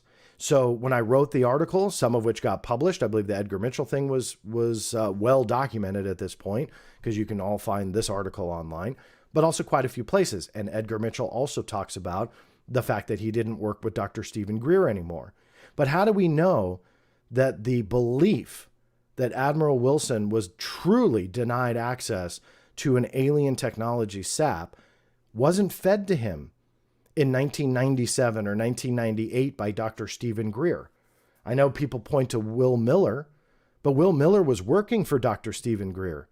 Now, I'll say up front, I don't know Will Miller, but yet again, the key figure in this that supports the whole narrative was working directly with Dr. Stephen Greer, who upset Edgar Mitchell for fabricating stuff and who allegedly gave Thomas Wilson this hoaxed NRO document, which set him off on this journey.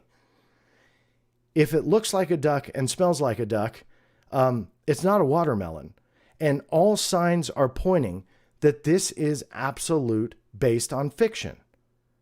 And I don't understand why some people advocating for the documents, calling it leak of the century, so on and so forth, aren't making the stand, saying, you know what, that document that Greer's touting, that is a hoax. That's not how the story went.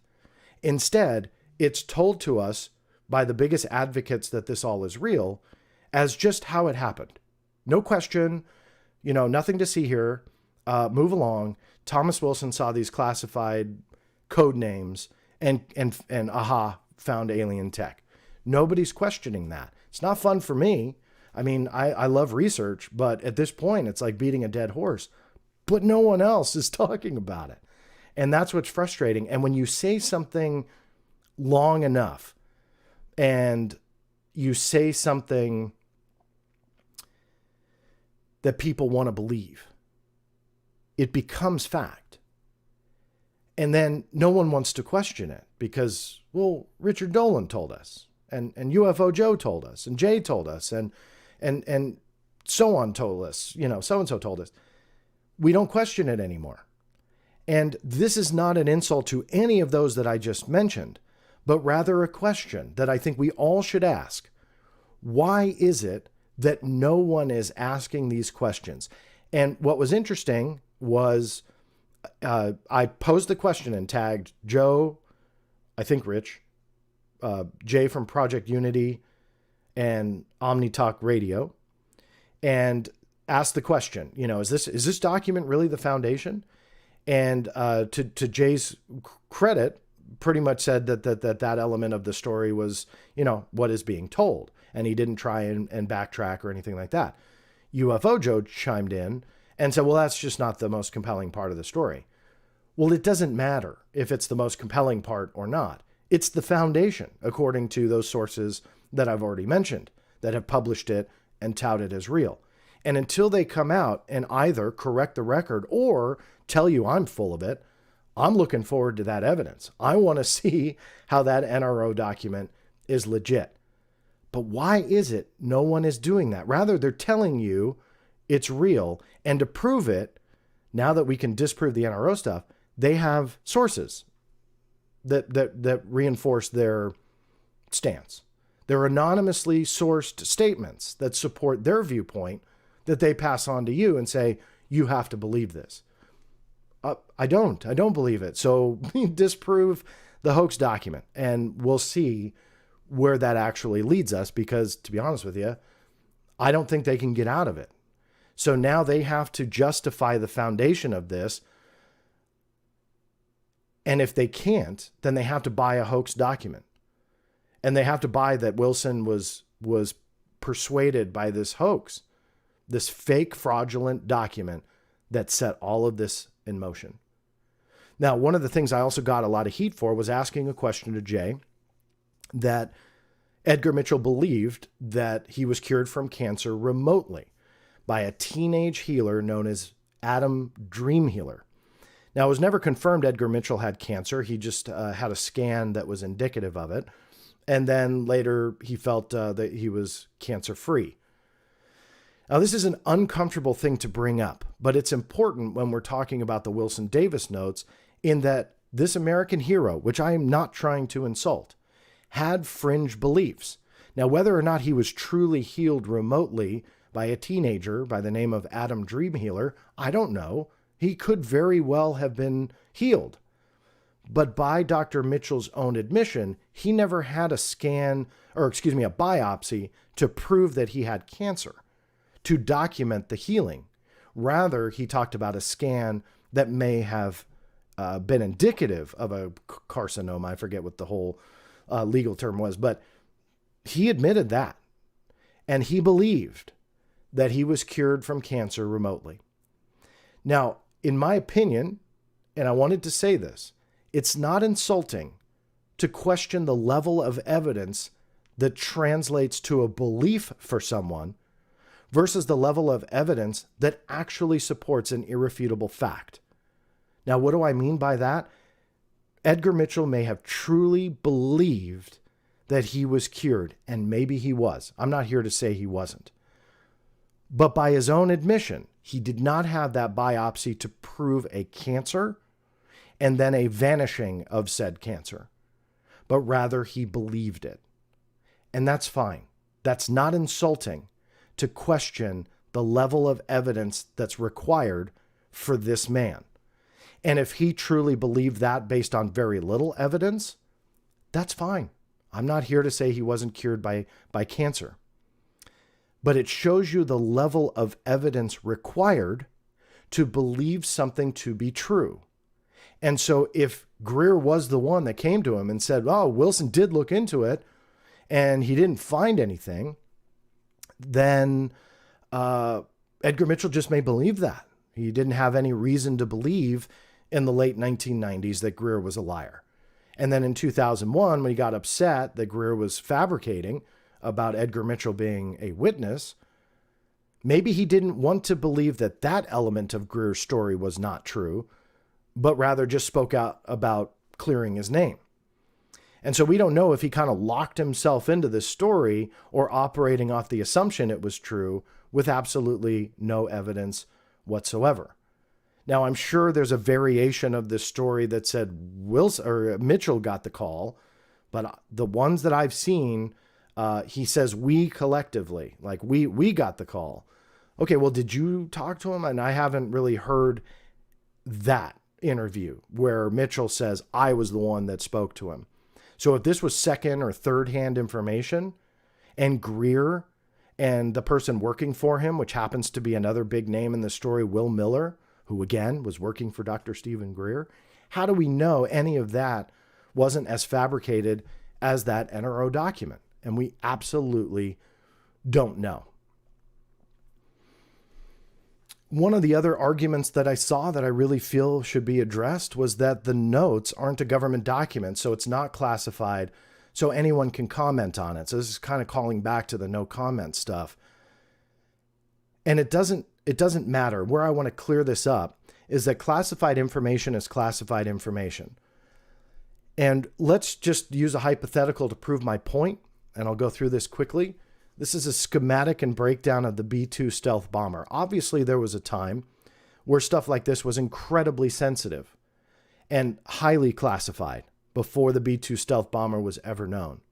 The mindset that the notes are not a government document, so ergo not classified, is silly. Imagine a skunkworks guy coming out and he scribbled these schematics on a piece of toilet paper, that doesn't mean he can go flashing around the toilet paper with the schematics of the B2 on it simply because it's toilet paper. The contents of the toilet paper are classified. So that type of argument we need to dismiss. And I've seen that a lot. So I felt there was a need that we needed to dismiss that as part of this argument. Classified information is classified information.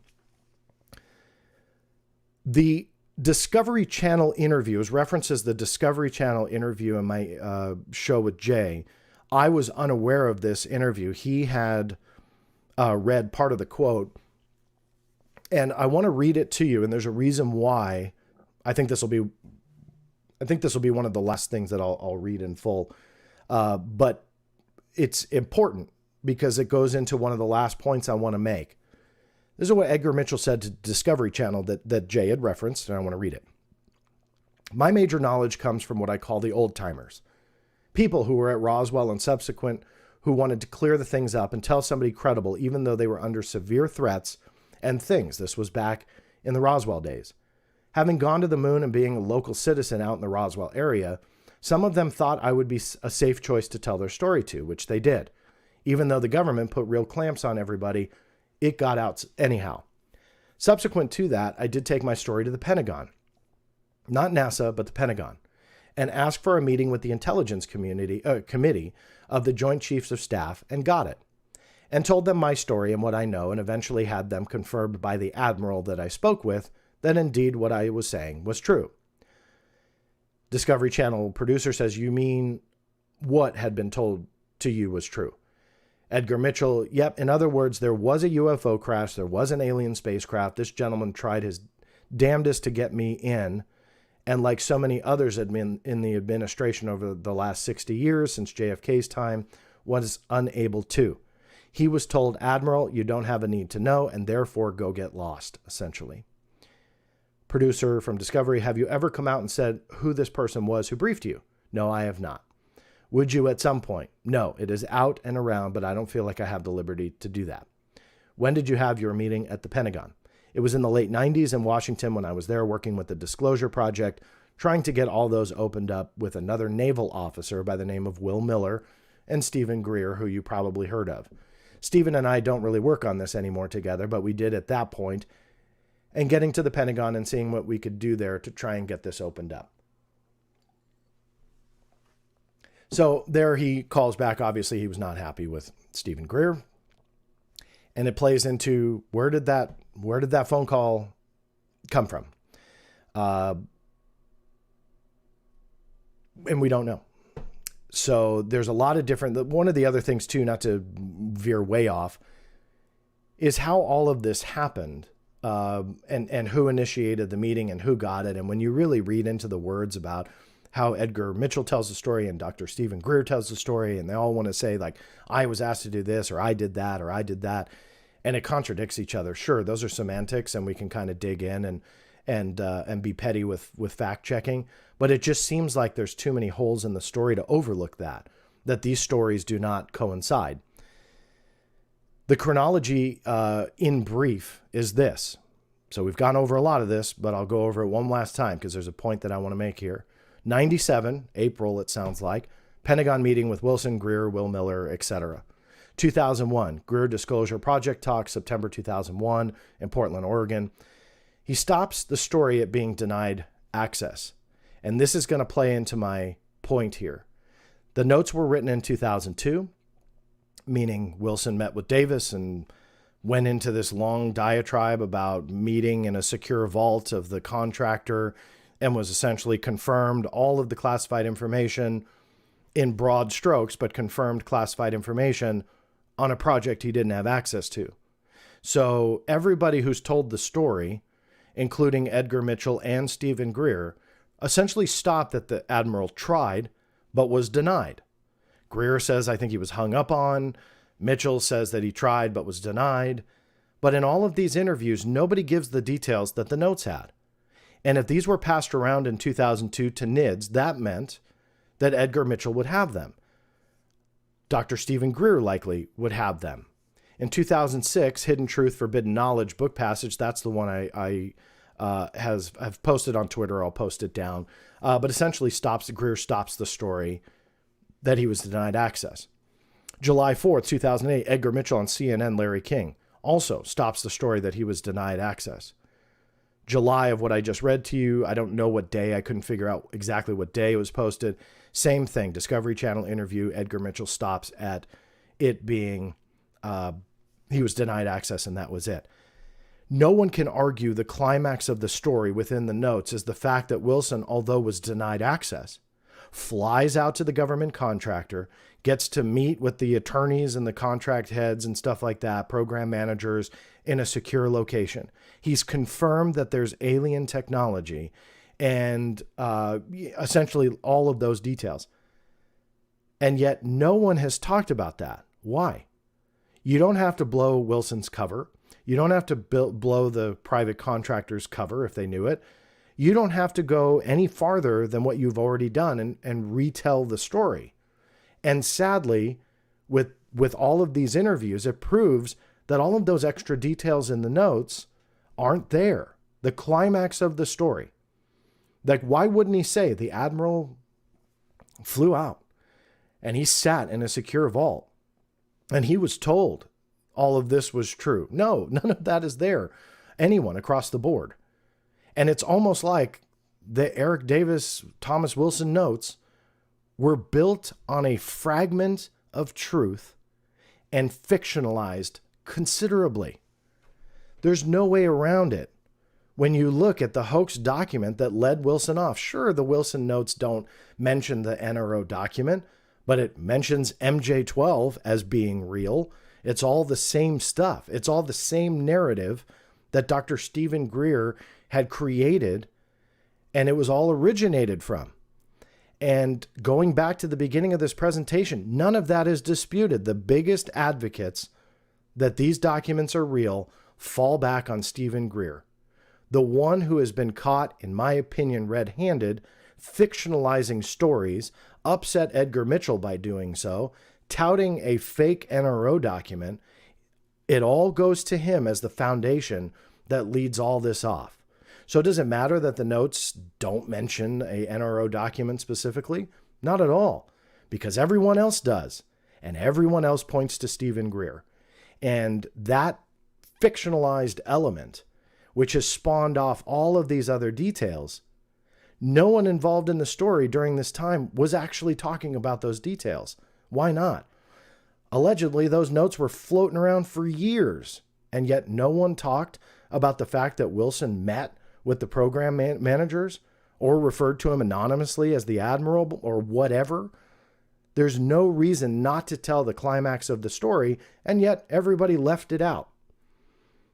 Now, I know that the TV script theory is, one that is often chided by those that advocate for the documents being real, but I want to address something that I think still, after all the videos and interviews that I've done, hasn't resonated to some. Now, I believe the core audience that I have here, you guys and gals actually listen to me. So this is more so to those who haven't understood the fact that I don't say that it is a TV script. I say it's possible that it is.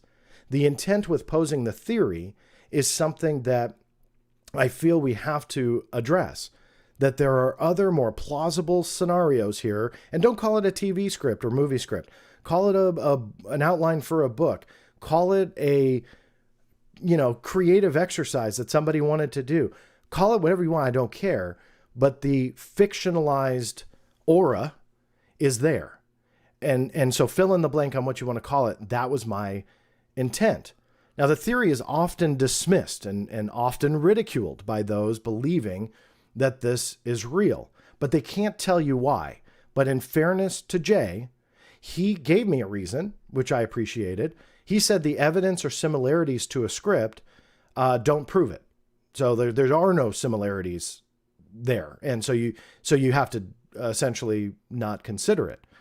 But I would argue that you absolutely can consider it using the same exact method that a lot of these other players are using to prove it's true. Now, we can assume certain facts and get to the point where we believe that this is a movie script or TV script. We can read into certain things and read between the lines of statements that lack any specificity, but we can give it specificity. We can read between the lines and go, I think he was talking about a scene call on that one, or whatever. We can make those things up to get us to a determined conclusion. We stretch the known facts, we make up the middle, and we can make that line to an already determined conclusion. And the holes, the gaps, that's easy. I have a long list of anonymous sources that will do just that they will fill in those gaps and promise you that this is a movie or TV script. Now, I won't tell you who they are, and you can't figure them out. You just have to trust me. Now, if all of those things are something that you allow me to do, that's the same exact method that we've allowed the biggest advocates for the documents to do. The leak of the century. These are real. You just have to trust me. Those are all phrases that I continually see by the biggest advocates, but they don't want to address anything that I've gone over. Now, I am always apprehensive to speak out against other people and their claims. I always invite them on the show. So for the record, for the last 2 years, I've reached out to Richard Dolan, and I have a long list of emails to prove it, that I've tried to reach him and say, hey, come and prove me wrong, in essence, but fun, not like an angry debate. Show me what's going on. And he won't. I do know actually for a fact now that he receives all my requests and ignores them. Way back in the day, I was friends with Richard Dolan. I don't know what happened. Nothing happened, but he will not return those messages. Is he mad because I pose an alternate theory? Who knows? I'm not really sure. But as I did with Anthony Bergalia when I went against his point of view, invited him on so you all found out his point of view. And that was an absolute train wreck, but I tried nonetheless. Jay was the complete opposite. An awesome conversation and one I don't regret. And although I walked out of that with much more respect for Jay than going in, meaning I didn't know anything about more than like the public articles and stuff, but know about him as a person, that's where I gained so much respect. So even though we walked away, we don't believe each other, that's fine. I want those conversations. But why won't these heavy hitters that are calling this the leak of the century and falling back on Greer come on the show? And by the way, I did write Dr. Stephen Greer as well, the pointed questions about the NRO documents. And Dr. Greer's a lot of things, but there's one thing he's not. He's not dumb. And he knows some things about intelligence, the intelligence community, government documents, secrecy, classification. He knows that stuff. And I'm shocked that he's trying to pass that NRO document off as real. If he truly believes it's real, I asked him 5 different questions to disprove what I was saying. I haven't heard back yet. If I ever do, I'll be more than happy to do that. But everybody ignores the blatant flaws of this story, makes up the middle to get to a determined conclusion. Everything else, they will not tell you about. So in my opinion, it's not about me trying to prove it's a TV script. I mean, heck, I'll throw out another quick one for you. Eric Davis was let go from NIDS. What if he wrote him just to tell Robert Bigelow, hey, look, this is what I can provide you. Give me my job back. I'm connected. Now, do I believe that? That's not my going theory, but it's one of them. Absolutely. Because he clearly said that he was let go in April. And months later, he has this groundbreaking, earth-changing, earth-altering, humanity changing revelation within months. And it's passed around NIDS as the story goes. What's the intent? He didn't work for him anymore. Maybe it was just simply to get his job back to show, hey, we can't go public with this, but look what I did. Look who I talked to. Look at me. Look at me. Look at me. Put me back on payroll. Is that a possibility? Just as big as the TV script one? So I'm not trying to advocate for a certain theory. But I think what people don't realize is that the burden of proof is not on me, but rather on those that are making the claims. And he said, she said stories and falsified hoax documents, which in my opinion are proven hoaxes, aren't going to cut it anymore. So until they're able to come out and dispute this, this is why I call it the final act. This is why I believe that there really is no hardcore truth behind the Eric Davis notes. Did Thomas Wilson find something, let's say through the Department of Energy, and he was denied access because he was with DOD or DIA? Sure, that's a huge stretch, but sure. But that's not what they're saying. And so when you look at this from a common sense standpoint, none of it makes sense. And we can't fill the holes and gaps just to draw the lines together. And the evidence is truly lacking. I know in closing, some of you might say, well, you can't accept one possibility like it's a hoax or like it's a TV script or whatever without accepting that it could be true. And I've never said there's 100% no way that this is untrue. But the burden of proof is not on me. And that's what I wanted to punch. And I do believe that, yes, anything can be real. But on this, all signs point to no. And from the top down, not only on that NRO document, from the top down of the stories as depicted in the Eric Davis notes, nothing makes sense. And what I saw on Twitter when I brought some of this up, and I bring up Twitter just because that seemingly is where people want to respond to me if I tag them, they essentially used a quotation in the notes to further validate the notes. You can't do that. You have to use outside material, common sense, and actual evidence to verify those notes. You can't just call on the notes to prove they're real. That's not how evidence works. And so with that, I thank you all for sitting through what I know is tedious stuff, but it needs to be said. And I put a question mark on whether or not that this is the final act, because I will talk about it again if new evidence is there. If Richard Dolan, you guys all write him and say, hey, Greenwald said you don't write him back. And he writes me and goes, oh, you were stuck in my spam, which again, I know is not true, but regardless, he's always invited on this show. And if he has some evidence to offer you guys, I'll bring it to you. Eric Davis calls me tomorrow and says, I hate you, John, but I'll come on and tell the truth. He's welcome to. Anybody is welcome on this show for a respectful conversation. And I truly hope that my conversation with Jay, a conversation between two people who did not agree, that spoke for almost 3 hours. We never insulted each other. We never raised our voices. We laughed. We had fun. We both learned something about each other and potentially the story. And we ended friends. We need more of that in this field. But until then, we do have to ask these pointed questions. Some are uncomfortable. Some are just important. No matter which way you look at it, we need to ask them nonetheless. This is John Greenwald Jr. signing off, and we'll see you next time. All right, so that gives me a breaking point. Well, I really did want to stop at 9 in the morning, just Pacific time, simply because, and bear with me here. Hold on, plug your ears for 5 seconds. All right. Sorry, that'll give me a breaking point because I'll hang out with you guys for a little bit if you want. I do want to point out, I did go over the 9 o'clock spot, which I did not want to do. The Big Phone Home 2 is underway on their channel. I don't want to overstep and, pull. I know we share some audience, and so I don't want to overlap.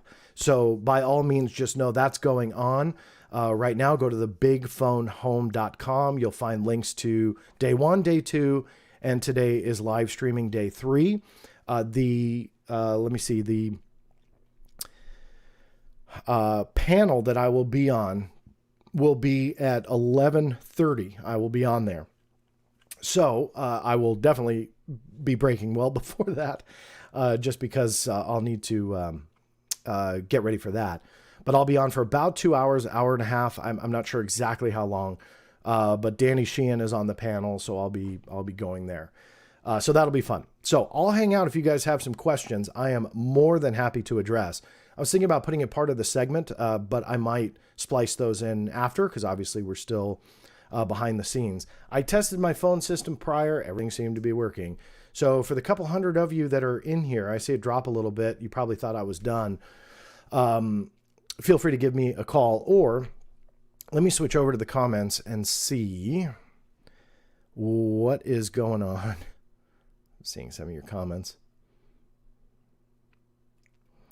I appreciate that, Jet Boy. You've always been a fan of this show, so thank you for that. Hey there, Grandmaster. Let me go ahead and see if there's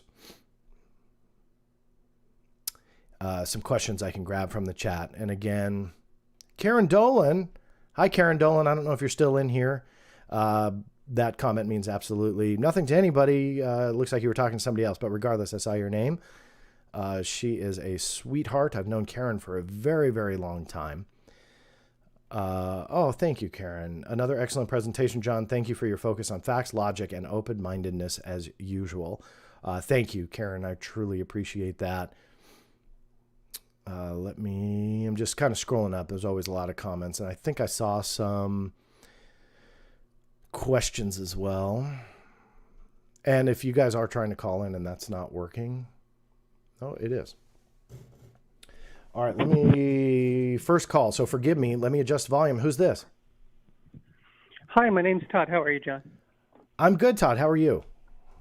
Not too bad, man. I've called in before. I love your show, and thank you for doing the Wilson Davis document thing. By the way, you used nail in the coffin a couple of times. I think you'll be hearing from Tony pretty soon. Yeah, I know. And it's so funny. I don't think I'll ever be able to use that phrase again without thinking of that awkward moment. For those who aren't aware, really quick, when I interviewed Tony Bragalia, I had talked about the nails in the coffin to the story. That's just a phrase that I think anybody uses. But me, that essentially you're kind of like, okay, this is either a hoax or not true. I got this lecture on the air that he was so offended because we live in the time of COVID, and my condolences to him, joking aside. He apparently lost a family member, but I didn't know that.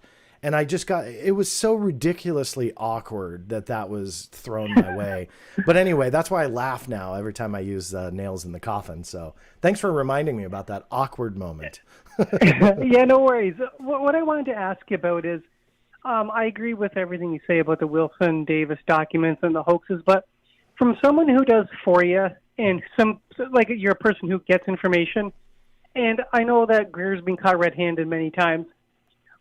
How do you determine when you do get from information from, even if it is FOIA or other people or generals, and you speak offline with, even Elizondo? I'm not saying any one of these people are lying, but how do you know when you're not being used to get a narrative out, and it may not necessarily be the truth? Like, do you know what I'm trying to say? I do, yeah. Like, people use you to get stuff out. Yeah, and that's a great question, and one that I've thought a lot about over the years, even well before ATIP and OSAP, but rather, the fact that the Black Vault itself gets a ton of traffic. Could a FOIA release, and I'll stick with that and then broaden it, could a FOIA release be used to get information out to the public? When I look at stories that I write about, whether it's about ATIP, UFOs, or even beyond, to think about the amount of work it would take to fabricate a historical narrative to prove or disprove something it's so monumental for the government to try and do that. So little old John Greenwald could, get a story out there. I truly feel that if there was a disinformation campaign, despite the traffic that I have, I wouldn't be their outlet. I mean, I think that they would likely find other ways to get it out there. When I speak like I did today about non-FOIA stuff, I think the only FOIA reference I made was the NRO documents earlier to show real ones, because that's how they came out. So we have to. I always try and triple source everything that I say. So therefore, I'm not reliant on one single narrative. So now getting away from FOIA and the government using me are other people feeding me information to get a narrative out there. And also I try very hard not to do that, where you'll notice that I pulled in a Luis Elizondo quote and a Jim Semivan quote. So, and then on top of that, people that I've interviewed all coincide with each other. So I always try and do multiple sources for non-FOIA stuff. For FOIA stuff, I just haven't seen in 25 years any track record where they would use a FOIA request to get a narrative out there and to use that or use someone to funnel information that I'm aware of. I mean, maybe I'm just not thinking of something, but it's not to go off on a tangent. It is something I think about and ask myself all the time. And especially when I get a government statement, is this something that they're using me for to get out? And so when that happens and I have those questions in my head, you'll notice the way I write is I try and pull in supporting evidence to challenge that statement, or spokesperson. Does all of the evidence collectively support what they say, or could it contradict it? And I've written articles on both. So I have contradicted Department of Defense spokespeople in writing, but in the same respect, sometimes can confirm what they're saying. So in short, I think I always challenge myself. The reason why I asked that question is because I'm wondering, even though there is evidence of some people in the UFO, some of the heavy hitters, I'm not mentioning anyone in particular, kind of being full of BS, but I wonder how many of them are subject to people giving them misinformation. And let's be honest, if information is given to me from a topic that I believe in very much, you kind of feel special. So that could lead to why they believe in certain information so deep and are unwilling to look at it. Because if a general or an anonymous source that's from the government says, hey, listen, this happened, and maybe they're using that person to get that out there and talk about it for disinformation or whatever, that does make people feel special and want to stick to that story and really, plant their feet in that information. Because I think that's what we're seeing a lot in the UFO community is people really digging their heels in, like, I got this information, they told me, and it's true. Yeah. There is a part of this, and I'll just say, because I think it kind of coincides with what you're saying, that ufology in some circles, not everybody or everybody entrenched in these stories, but I truly liken it to being a LARP. And I think I've mentioned that on the show before, but I'll mention it again. A LARP is a live action role playing game, hence LARP. And what I see a lot with and I don't want to pick on anybody in particular here, but broadly speaking, you look at some of the blogs out there and you look at some of the tweet threads out there and websites and so on, you see how they can get entrenched in anonymous sources and the heroes of, and sometimes they literally use the wording that they have these heroes that they look up to. And if so-and-so says something, it's absolutely true. They also bring in villains, right? So I'm a villain to some of these bloggers and so on. And you can see that hatred thrown my way. And it's like that role-playing game where they are the ones that are separating the heroes from the villains, and they are the ones that are essentially writing these stories to confirm what they want to confirm.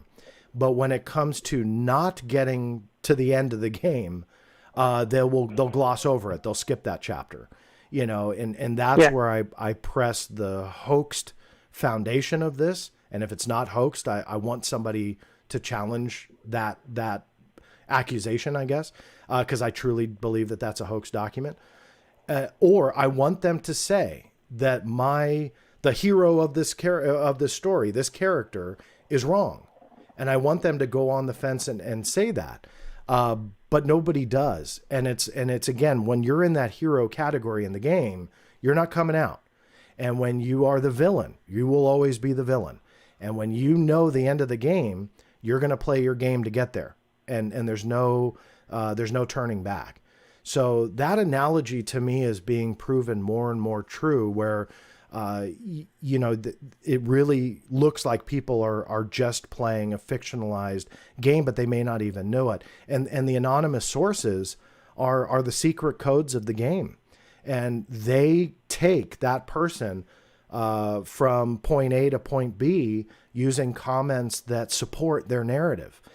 And that's like cheat codes to them, and you look at it that way and it makes a lot of sense. And it's frustrating because I think that we have to ask more questions. And if somebody's wrong, We have to call them out, but those heroes are never called out. And that's what I think is unfortunate about the story. Yeah, and I think anonymous sources are used that way because you can't prove them wrong. Because you know what I mean? It's a built-in security blanket for the story. Right. It's okay, who told you that? Well, I can't talk about it. Yeah. Well, then that kind of protects the narrative, right? Right. And why I laugh is that one element of my interview with Jay that I chose not to go into because it would have ended up nowhere was that Jay had done an entire video before Jay and I met about the theories that I was putting forward about Wilson Davis being a hoax and talking about the TV script and so on. And the interview was done with an anonymous character known as Mr. X. And they spent the entire time going after what I was saying, but a lot of which was actually provably untrue, in my opinion, that you can disprove it.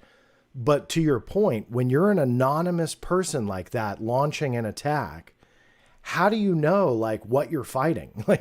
And that's why I didn't bring it up in the interview is, okay, so I ask who Mr. X is, and it's an anonymous person. So all I'm going to get is a vague response, and, oh, well, he had experience with this or experience with that. What am I supposed to do with that? I can't do anything with it. And then we can go and pick apart a 2-hour video and go, well, this is wrong and this is wrong. That was silliness. So I decided not to even go there. But again, it's that anonymous, those anonymous sources that really lend the credence to these stories, but it's based on absolutely nothing. And that's what's really frustrating. Yeah, and my last point, I'm sorry to keep you, I really No worries. appreciate this, and it's just a quick one, would be, I also find it funny, and I'm not knocking anybody in the UFO community, it's going to sound really like I am, but I'm really not. If you think the government or certain anonymous sources that are high up have an announcement, do you really think they're going to give it to a UFO reporter that's going to change, you know what I mean? They'd be they would go to a national platform, they'd have a press briefing. So when I see people saying, the government has this, they told me, and do you really believe that's how it would be if there was earth-shattering, world-changing documentation or evidence, that they would go to some random blogger and say, hey, get this out? The narrative doesn't make sense. When they announced the Iraq War, they had a press briefing. Yeah. So the evidence to UFO, do you really think they're just going to give an anonymous source is going to give a blogger to get that out? Right. That doesn't make sense. No, and I know what you're saying with the apprehension of saying that, but it's absolutely right. And I would say that the same thing with me or anybody that is involved in researching and writing about this is that if you truly want a narrative out, you don't go to where they're going. You go to a CNN and MSNBC and Associated Press or Reuters, whatever. They publish anonymous sources all the time. So why is it that they would need to step way down from that and, go to the bloggers of the world? And I just don't buy it. So that's what's very interesting, that it gets traction from being from these, again, non-mainstream press organizations. It gains traction. And then when you hear it enough, it becomes fact. And if it's repeated enough, it becomes fact. And one of my intentions earlier in the video, I'm not sure if you saw it, with why Eric Davis, is that you need to bring in that logical, okay, what was Wilson's motive? And if his motive was staying anonymous and getting the information out to the public and revealed, but staying anonymous, Eric Davis is not the way to do it. I mean, obviously, because the whole meeting ended up on the internet. But regardless, let's say if that was a mistake, why would you choose Robert Bigelow, NIDS, and that whole group? None of that makes sense. Wilson, through his resume, would have had one hell of a Rolodex, and he didn't use it. He chose Eric Davis to give the keys of the universe to. It doesn't make sense. So, no. Thank you for your time, John. I really appreciate it, my man. Great to hear from you again. Thanks for listening in. All right, so thank you for that. Artisan Tony, I've had this on my screen. I haven't scrolled down because I didn't want to miss it. The answer, oh, good. I thought I crashed there. The answer is yes. You didn't have to send $10, but I appreciate that nonetheless. I did get your email this morning. I actually, for the holiday weekend, had a date night with my wife. Very rare. My kids, because of the panel that I'm doing at 11:30 on the Big Phone Home, The kids are away, so I thought I'd sneak in, do a behind the things scene thing. But I did get your letter this morning. Didn't respond last night because I was having a date night. We were watching a movie. But yes, the answer is yes. So we'll go from there. Let me scroll down, and sorry about that. I have my volume a little low. Who's this? Hi, John. This is Stephen Padilla from Pasadena. Hey, Stephen Padilla. California. I didn't realize you were in Pasadena, in my neck of the woods. Yes. Ish. Yeah, we're kind of like in a little heat wave here past couple of days. Yeah. Yeah. What can I do for you? It's good to hear your voice again. Well, a couple of questions regarding the Dr. Wilson leak. Mm-hmm. And some of the things that I've been following it for the past couple of years since it came out. First of all, I find it very odd that they would meet behind a building and talk about this. Yeah. About what was happening. That just kind of blew me away. And supposedly this building that they were behind was the building that Bob Lazar was hired from when he got hired at Area 51. But I find that very hard to believe. And also, what do they call them documents? Because if they're just notes, they're not. Documents to me sounds like legal documents. So, to me, it's just notes. And also, I hear arguments that Edgar Mitchell has, on the record, stated about having some kind of meeting like this. I don't know if they found any proof in his records regarding that. But also, Eric Davis, if he was to speak, he's gone on the record regarding this too. But if it was real, that's classified information. I can't see how he could leak secret information like that. So I always found that suspicious too. Yeah. And my last question for you is that I know what is it going to take for you to say UFOs are extraterrestrial? I know you've always said that UFOs are real. What would it take for you to say, just they're not from here? All right, let me start with the latter first. And this is just a personal response. I am the type of person that needs to see to believe.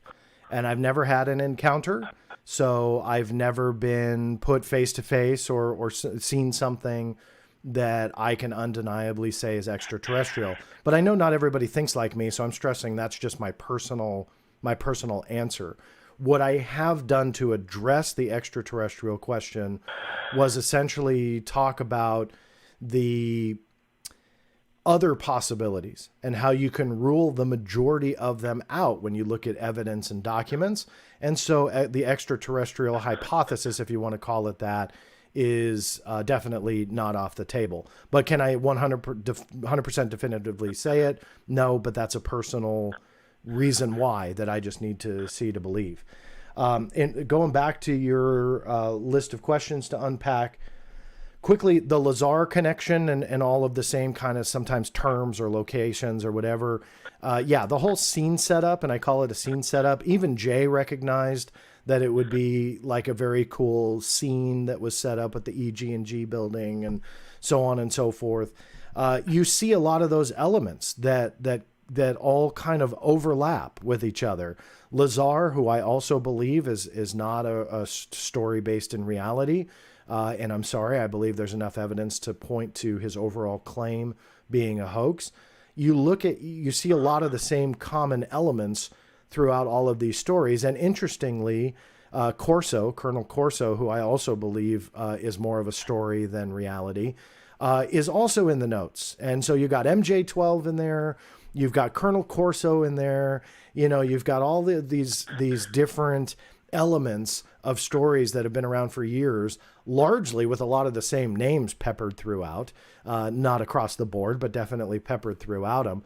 All are entwined in this one note, so what are the coincidences and odds of all that? I think that that's just the anatomy of a hoax. You pull in these different elements that we always hear about for years, because to some people, if you hear it often enough, it becomes reality. The nomenclature of notes versus documents, I've seen it all ways. I call them notes, documents. There's really kind of no one name for them anyway, but I see your concern. But the last thing that I wrote down, the Mitchell meeting, if I understood your question correctly, the 1997 meeting between Edgar Mitchell, Admiral Thomas Wilson, Dr. Stephen Greer, Will Miller, and maybe a select few other people, that's not disputed. Thomas Wilson has admitted to that, and he, as far as I know, never denied it. He said, yes, I met with them. The only reason they got in the door was because Dr. Edgar Mitchell, being who he was, an American hero, was touting what he was about UFOs and extraterrestrials and so on. And Wilson, according to him, and I'm paraphrasing, but essentially was curious, why would Edgar Mitchell be involved in this? And so they did the meeting. Wilson said, essentially, yeah, I'll look into it, but he never did. That is what Wilson actually said, and he never looked into the claims, and that was kind of the end of story. And so, if the Mitchell meeting you were talking about, if that was ever confirmed, the 1997 meeting was. That was never in dispute. Wilson, according to him, just never acted on it. I understand. Okay. Right. Yeah. And if I can ask one more question. Sure. A few weeks ago, there was this gentleman that was questioning Travis Walton's case, really bringing on all these questions. And I've been following Travis Walton for over 40-some years, and he was accepted within the UFO community as being authentic, and people believed his story more than they don't. Did this guy deserve to be on the circuit of the UFO community, giving his opinion like this, questioning Travis Walton? I mean, I thought Travis Walton's case has been settled after all these years. Yeah, so I think you're referring to the Mike Rogers interview that he did, where they said that they made up the whole thing, or that they had hoaxed it and this and that, and it became pretty messy. I will admit that abductions are not 100% my bag, so I haven't really kept on top of it. Mike Rogers obviously is entrenched in the story, so does he deserve a platform to speak? I mean, I always advocate for everybody to have their word. If what he says falls flat, then it's going to fall flat and nobody will believe it.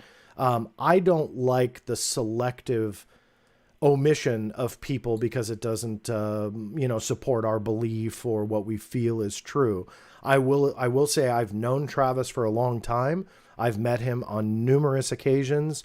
We've spoken at different conferences together, sat down for lunches and this and that.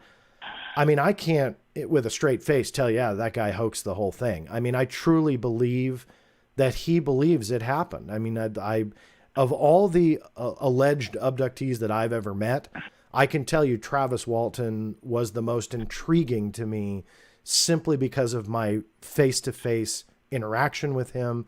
I really like him. I've got nothing bad to say. Whether or not the whole thing is a hoax, I don't know, but I can say that his story intrigued me. But to go back to what you were saying about Mike Rogers, I'm an advocate for hearing all sides of a story. And if Mike Rogers wants to lay a claim, then you better darn well prove it while you make that claim. But I don't think people should not hear it because we want to believe Travis. I think we should. And if it falls flat, we should call him out, make sure everybody realizes that his claims fell flat, and dismiss it. And I hope that resonates in my channel as well, that, I bring people on to give you guys and gals both sides of the story, that I don't feel omitting certain angles is beneficial to anybody. I may or may not believe a certain angle, but I want to make sure you guys hear it. So I feel that should be true collectively.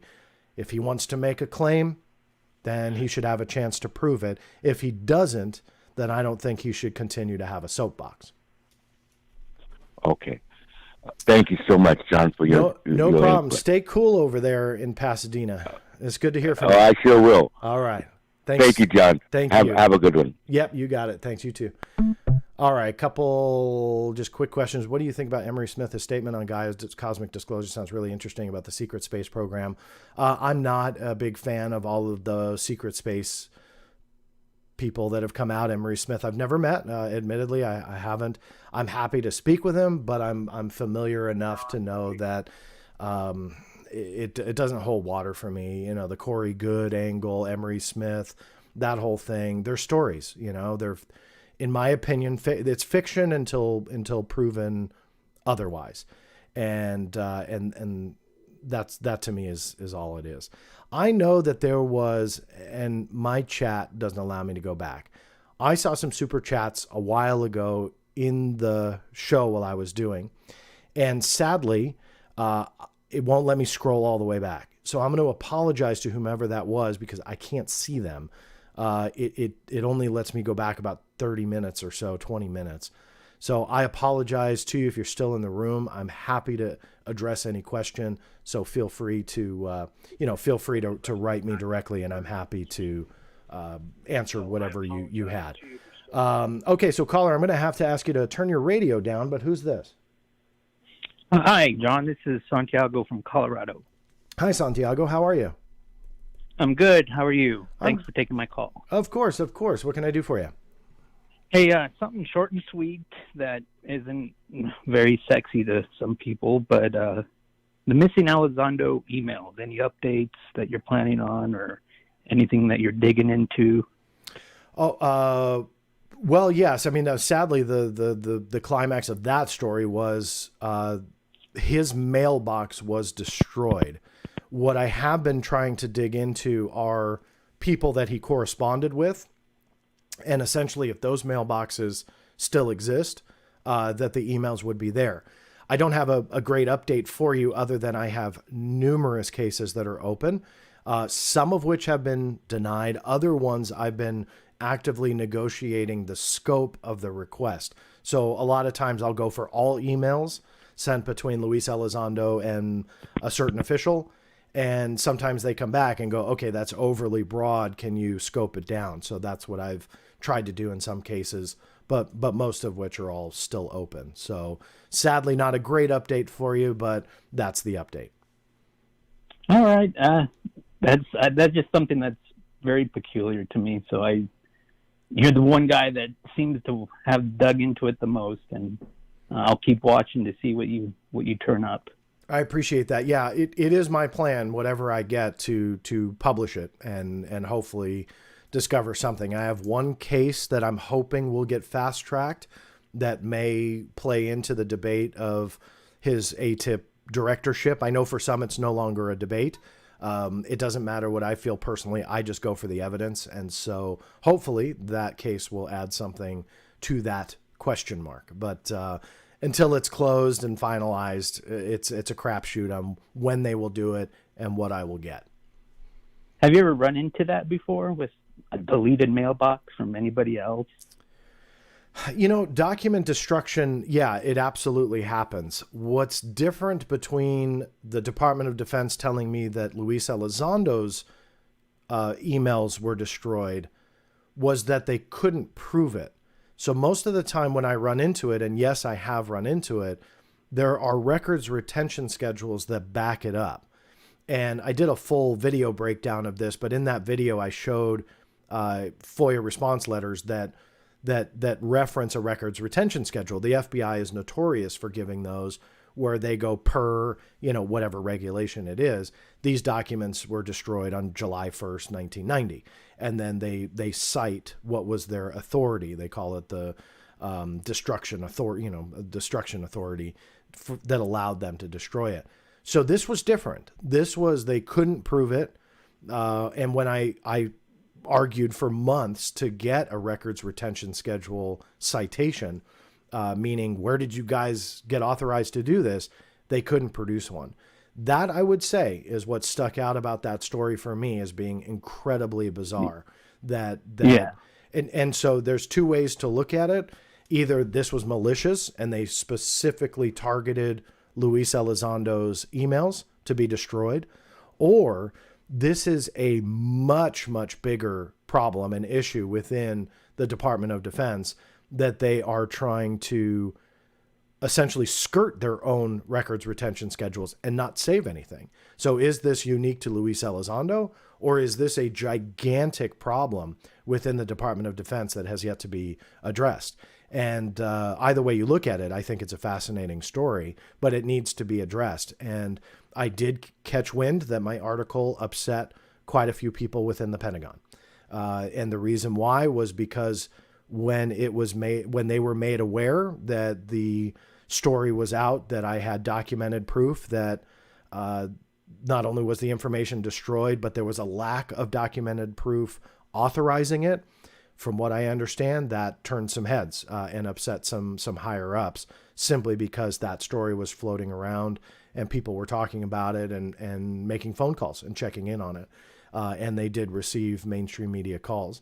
So I think it's an underreported story. Again, it's at this point less about Luis Elizondo, more about records retention, because the amount of information that could potentially be being lost is astronomical. So, well, that's what I was like. It goes beyond Elizondo, and this could be a much bigger thing if they're purposely skirting. So, yeah. Okay, thanks for your input, and I'll keep on watching and keep an eye out. I appreciate that. Yeah, thanks for the call too. Any call anytime. Thank you. Thank you. All right. So let's go to the chat room as maybe another call comes in.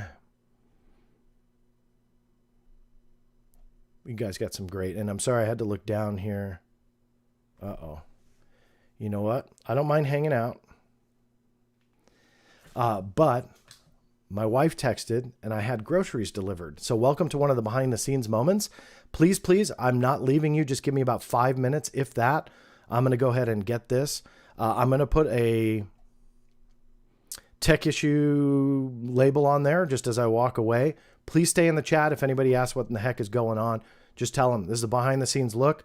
My wife got delivery.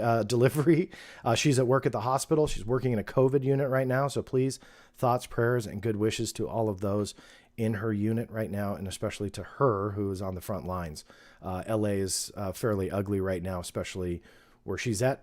Anybody in a hospital is ugly, but they're having a tough time. So anyway, thoughts, prayers, good wishes, light some incense, whatever you do, send some best wishes her way. Bear with me. I'm going to get those groceries. I'll be back in a couple of minutes.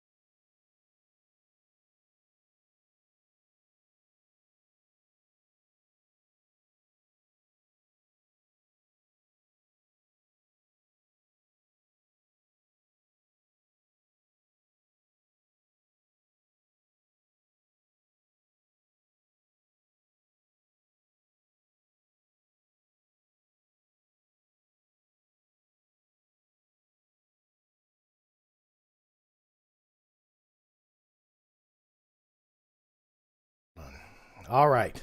I'm so sorry about that. I told you behind the scenes, stuff's going to happen.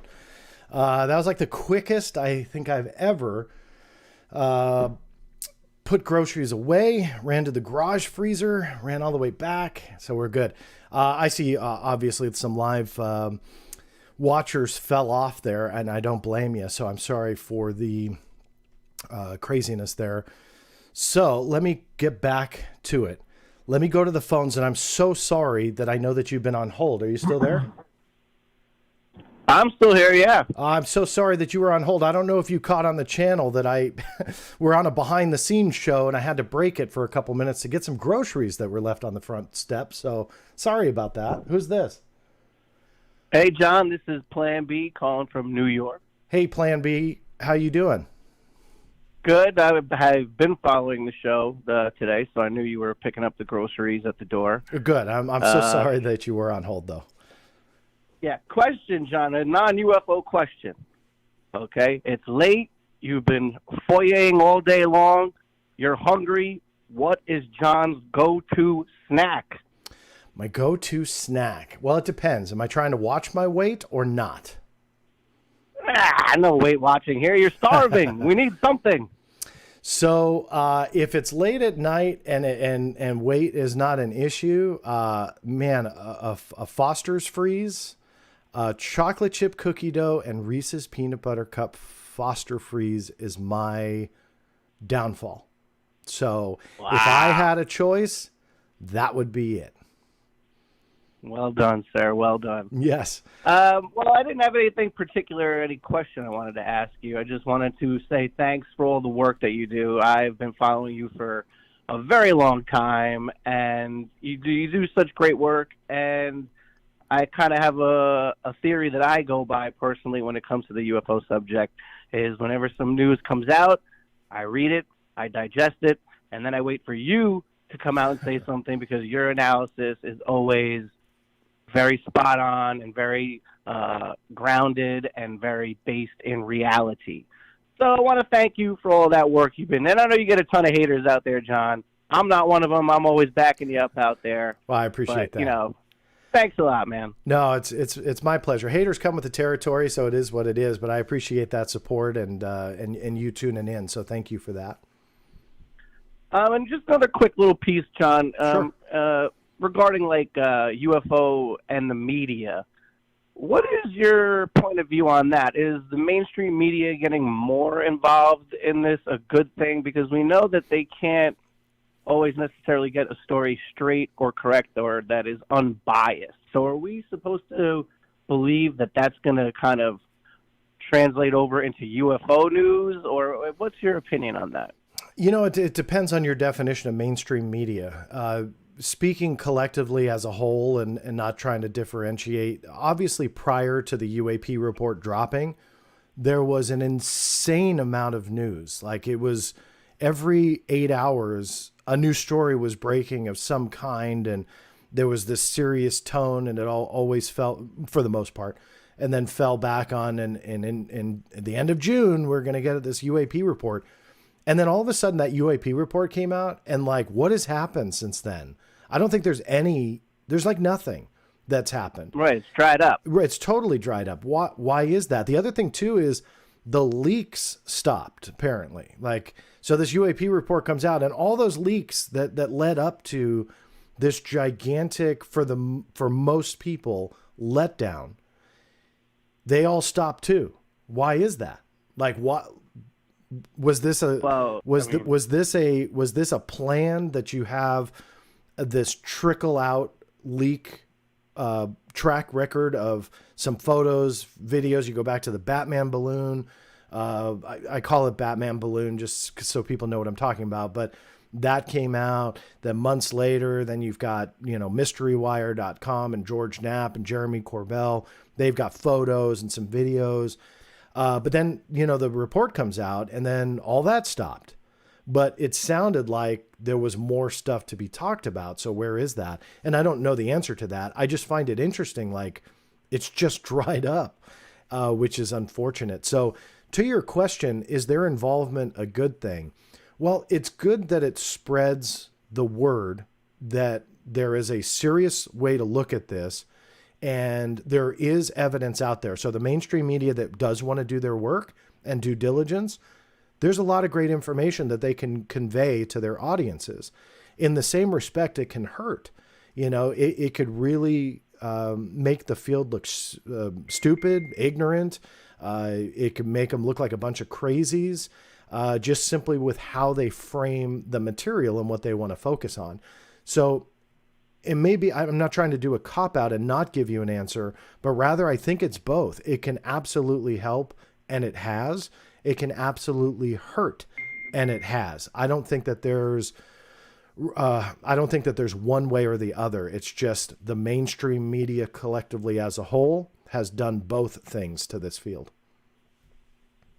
Yeah, I mean, I guess I agree with you a little bit there. Kind of felt like a lot of that was a lot of PR, maybe, because it was kind of all of the same people doing all the same media spots, saying all the same things. Yeah. And now that story is over with, they're not out there pushing that anymore, like you said. So, I don't know. I'm not a big fan of the media in general, so I'm always a little weary when they try to get involved in the UFO story, because I feel like they are sort of the gatekeepers who have held back a lot of information from the public. Yeah, and you're absolutely right. I mean, I try and defend some of them that may have good intentions, but this field is so overwhelming just simply with the amount of information. And it's also why I do videos the way like I do, is that we have to separate the wheat from the chaff. We have to call the hoaxes out. We have to get those out, because when a producer really does want to do a good story, and they come in and they start researching it and so on and so forth, and they're doing their due diligence, and they're thrown the Wilson Davis document, and they're thrown the Project Serpo photo, and they're thrown all this, essentially crud that can't be proven. That's overwhelming. I mean, I hope in my grander vision dream of what the UFO community can become, is that it becomes more unified in the sense that when something is a blatant hoax, it's called out. Or if there's not enough evidence, let's keep it on the table, but stop pushing it. And I go back to the Wilson Davis documents and the New York Times, and the claim that the New York Times was going to be, doing this expose that was going to blow open crash retrievals, and Wilson Davis documents were going to be out in the open, and that all just fell flat. So to a journalist, put yourself in their shoes for a second. How difficult is it to navigate that, where people are making claims? And even though I don't agree with everything that Leslie Kean or Ralph Blumenthal have published, I've done videos on at least one in particular about their off-world vehicles article. Right. When you, I feel bad for them in that situation, that if they truly are looking into it, let them do their job instead of creating this online explosion of New York Times is doing a Wilson Davis document story, so this is it. This is going to change the planet. And these poor journalists are going, we're just trying to look into this. We don't have an angle yet. So speaking more broadly now, I feel bad for journalists, because they are just confronted with so much crap in this field. It's very hard for them to separate it. So that's the hurtful part, that you may have a genuine journalist, but the wheat is not separated from the chaff as much as it should be. And they're confronted with a lot of these fantasy stories, and then they run a story on that, and fantasy becomes the headline. And that's when it starts to hurt credibility, hurts reputations, and, hurts people that really are trying to make a difference. Hopefully that answers. Yeah, no, I totally agree with you there. I think another caller previously had kind of mentioned something about how, the media, an event being broadcast by the mainstream media would be like the best thing ever. But I'm wondering if that really is the best thing ever, because I would feel like a lot of people in the UFO field don't trust the mainstream media. And if there was some sort of mind-blowing, crash retrieval type information that was out there, I don't know, I would say if it would be better, but wouldn't it lend more credence if they went to someone like you or someone that's highly respected in the UFO field to get that story out? I don't know. I'm just kind of. Well, I think in fairness to them, and I'm not saying, praise to the ones who came to me. I'm just saying those that have more of an evidence-based approach in this field, that does happen from time to time. And I think that those stories, they do really well. I mean, but they're not as sexy as some of these other ones that allege off-world vehicles and this, that, and the other thing. And so I think that it really comes down to who's trying to do the story. And in essence, what are they trying to accomplish? And where I said, what's your definition of mainstream media? The reason why I ask stuff like that is a lot of people call on, like the Daily Mail and the Star, or the Daily Star, whatever the UK tabloidish type things are, right, to where if there's like some flashy allegation that NASA cut a feed or that there was an object in the frame or something like that, boom, it's like front page, with no actual vetting and no research and so on. Or a lot of times they'll take that really super sexy headline, then in the last paragraph goes, and the experts we talked to, it was just a piece of, the spacecraft breaking off, or whatever the story is. And so your explanation is there in paragraph 90, but 1 through 89 is telling you how it could be alien. And that hurts, that's just National Enquirer stuff. So, but it's not all that. And like I said, there are some journalists that do try and reach out and get an evidence-based approach. And those are the stories that generally do much better, in my opinion. Okay, John. Yeah, all right. Well, I don't want to take up all the time you're here. all good. Appreciate you talking to me, and I'm a big fan, and continue the great work. Thank you. I appreciate it. Thanks for calling again. Karen Dolan, so good to see you still in here. I know you sent this a few moments ago. Hopefully you still are. John, are you planning to speak at any upcoming events, either in person or virtually? It's pains me to say no for no other reason other than with 2 kids and Sabrina working, my wife Sabrina, who Karen knows, Sabrina working in the hospital. It's been really tough to commit, and I am one that does not want to cancel at all ever. And so that's, what I do is I've backed out of confirming and committing just simply because with COVID, it is so hard. Sabrina's working way too many hours. It's not a set schedule. So a lot of times she'll be called in. She gets calls all hours of the night. I'm not blaming just that on not committing, but with that and 2 kids, a 7-year-old and a 2-year-old, and being in California, Los Angeles, where COVID numbers are not great.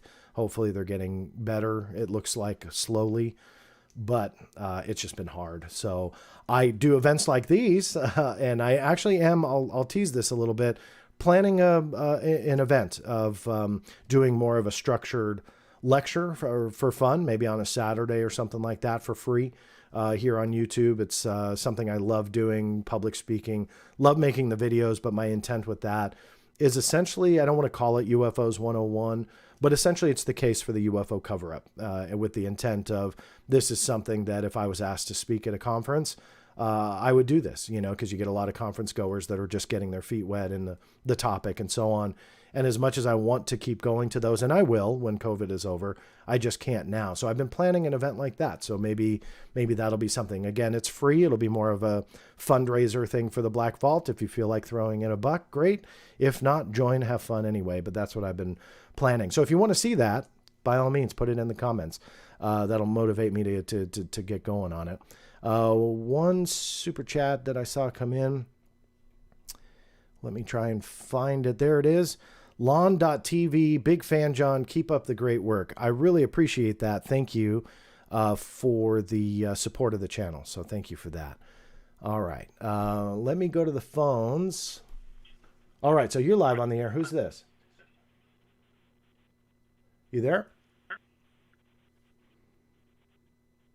I don't want to hang up on you because I know you've been waiting. Give you one last try. No? All right. Feel free to call back. Last chance. I know some people wait on hold a lot, and they hung up on me. All right, so I guess they didn't want to talk. That's okay. Let me see. John, what about this Anjali bull? To be honest with you, I think it's just that is bull. These are fantasy stories that come out. For those who aren't aware, you're not missing much. Somebody's claiming that I don't know, aliens are going to help us or something, and she's taking a select few people to go take a look. Look, I know that type of dismissal may be offensive to some people, but I'm sorry, a press conference to tell you that there's extraterrestrials that want to help us, but you're not showing the extraterrestrials, but you're going to show a select few people the secrets of the universe. That's a immediate dismissal for me. I'm not into that. You want to show some evidence? Hell, I'll take a camera. I'll pay my way if I'm going to meet some aliens. But I'm sorry, that's just not how you do it. And if aliens had a message for us, my guess is they're not going to do it that way. But who knows? That's just me. All right, so let me see. Oh no, Matthew Riot. Sorry about that, John. Mike didn't work. If that was you, I would have loved to have spoken to you. So feel free to call back if you can. You can use the toll-free number if you'd like, if you don't call through the computer. But Matthew, who's been not only a friend, but also a listener of the program, watcher of the program, always good to see your name. So yes, feel free to call back if you can. All right, so I think that's all of the questions that I see on here. Again, it's really hard to go through chat like that. As I approach the time for the panel that I'm going to be on the Big Phone Home, let me give them one more plug. Give me 1 second here.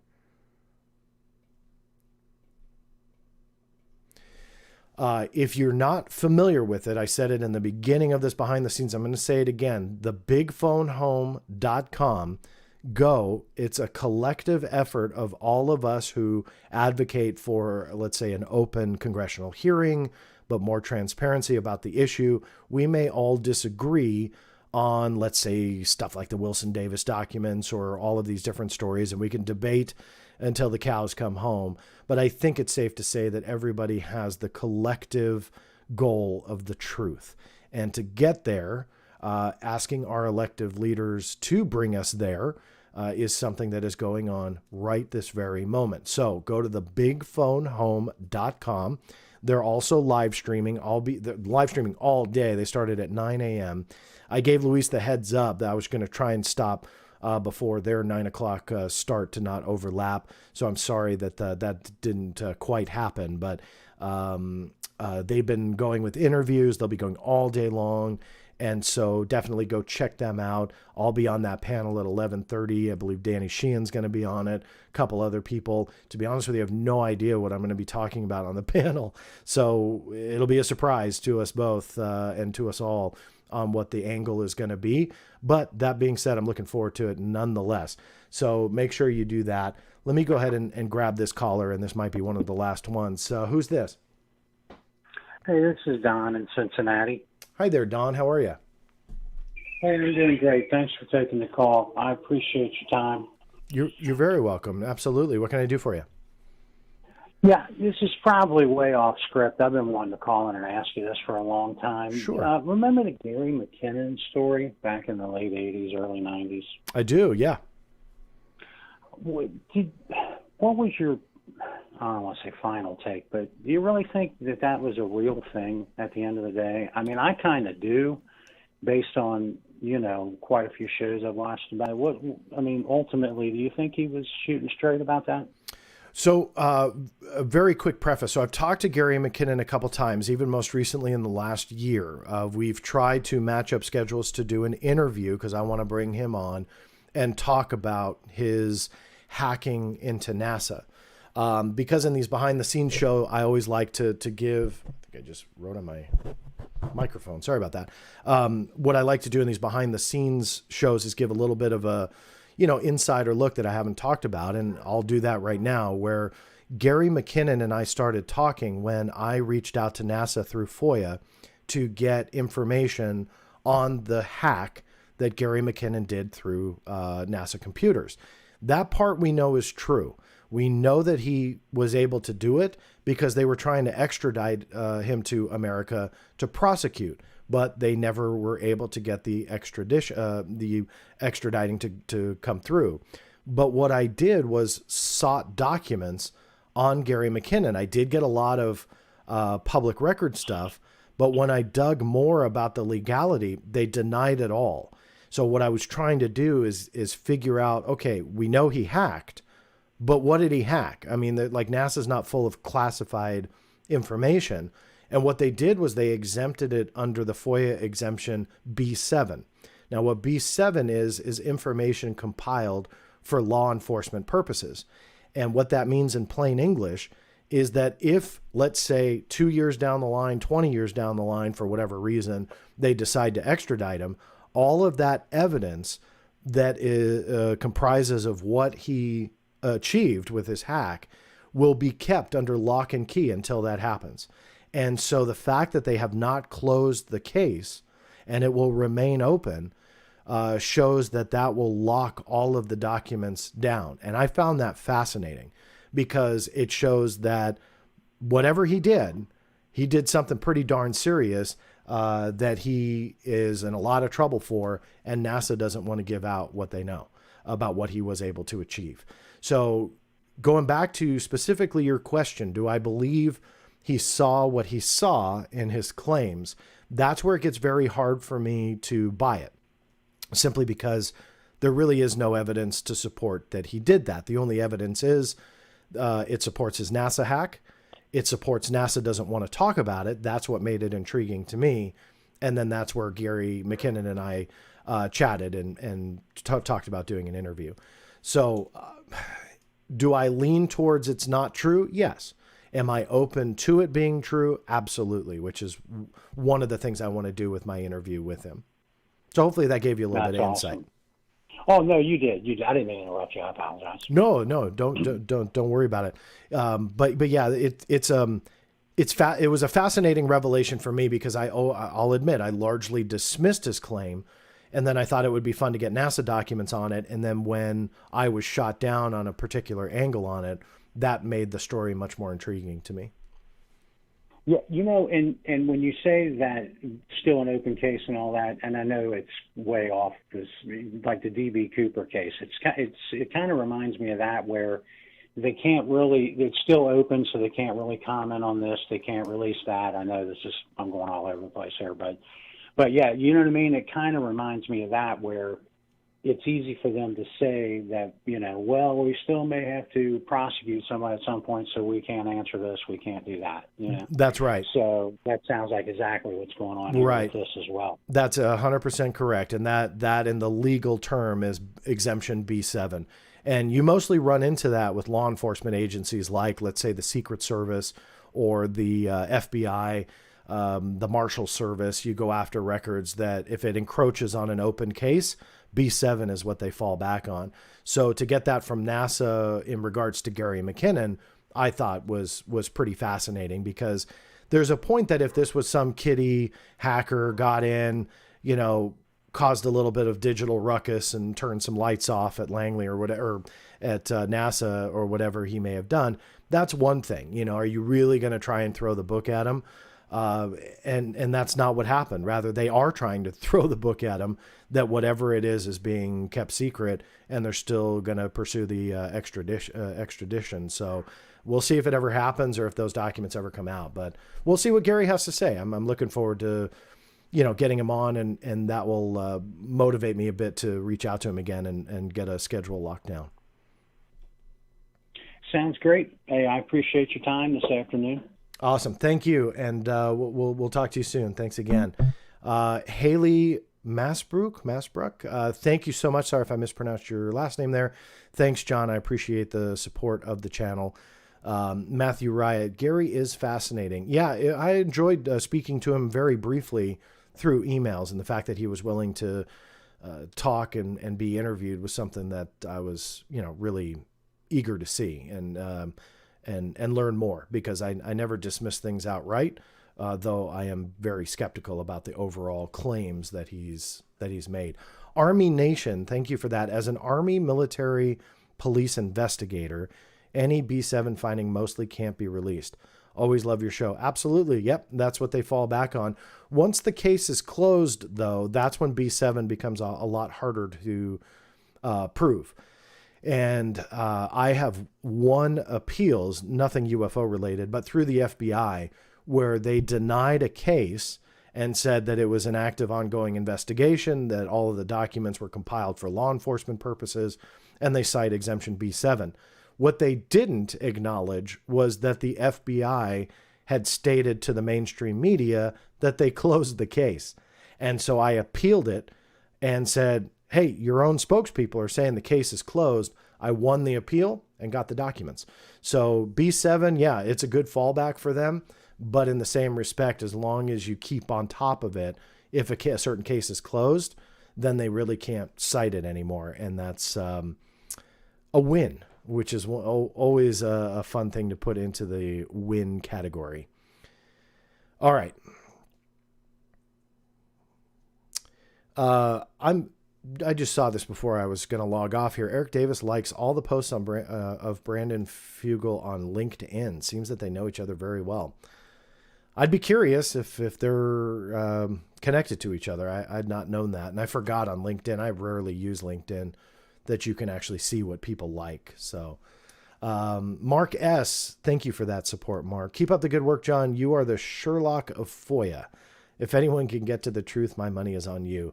Well, I appreciate that, and thank you for that support. So I will definitely try to get to the truth on some of this stuff, and sometimes it's not always possible through FOIA, but I will try nonetheless and still explore the topics with you. So that said, I'm going to go ahead and break the stream here. Let me go ahead and turn this off. I will answer you. Hold on one second, Guillermo. All right, Guillermo Hernandez Jr., thank you so much for that support as well.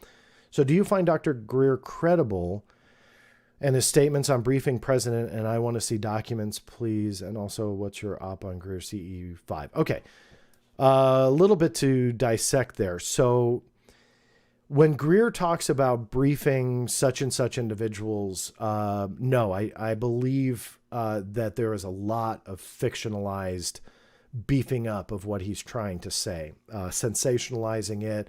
I don't believe that he's doing these briefings. And if he was, he wouldn't be going around touting it. I've told this story on the channel before, but I'll tell it really quickly now, again, is that one of the very first television shows I ever produced was called UFOs in the White House. And I had helped create the actual concept. It went on to sell under the UFO Files banner. And so I was able to come in as a producer and writer. And one of the stories that we were going to deal with, we dealt with, I believe it was Eisenhower, all the way to, at the time, I think it was George W. Bush. So it was quite a few years ago. Again, it was very early on in my career entering television. So George W. Was the final president that we dealt with. And we were going to deal with all the UFO stories that went along with every president from Eisenhower to W. Bush. One of which was the alleged briefing of the then CIA director, James Woolsey. And that was during, what was that, Clinton's administration. And so that was going to be kind of beefing up that section. And so we reached out and I tracked down James Woolsey. Now, I've since interviewed him on this show, but this was years and years prior to that. And asked him about that story. You know, did this doctor brief you? What did you think? So on and so forth. And we got this letter that was signed by 4 people, including James Woolsey, who were allegedly briefed. They all signed this statement that said that the briefing never took place, that essentially they had a charity type dinner. They all sat at the same table. And Dr. Greer was talking to James Woolsey and those at the table, and apparently UFOs came up. But essentially what Woolsey was saying was that Greer was mistaking them just kind of being nice and asking some questions as Greer was doing this briefing. So I later asked Woolsey about that, and I was amazed at how kind of soft he answered it, meaning he really didn't seem as mad as what he was years and years prior, because he was angry that he was being touted as being briefed by this doctor. It was published in his book, and he refuted that whole thing. So we ended up cutting it from the show. But if you look at what I had mentioned in the segment earlier with Edgar Mitchell being upset that Greer talks big, but very much oversteps.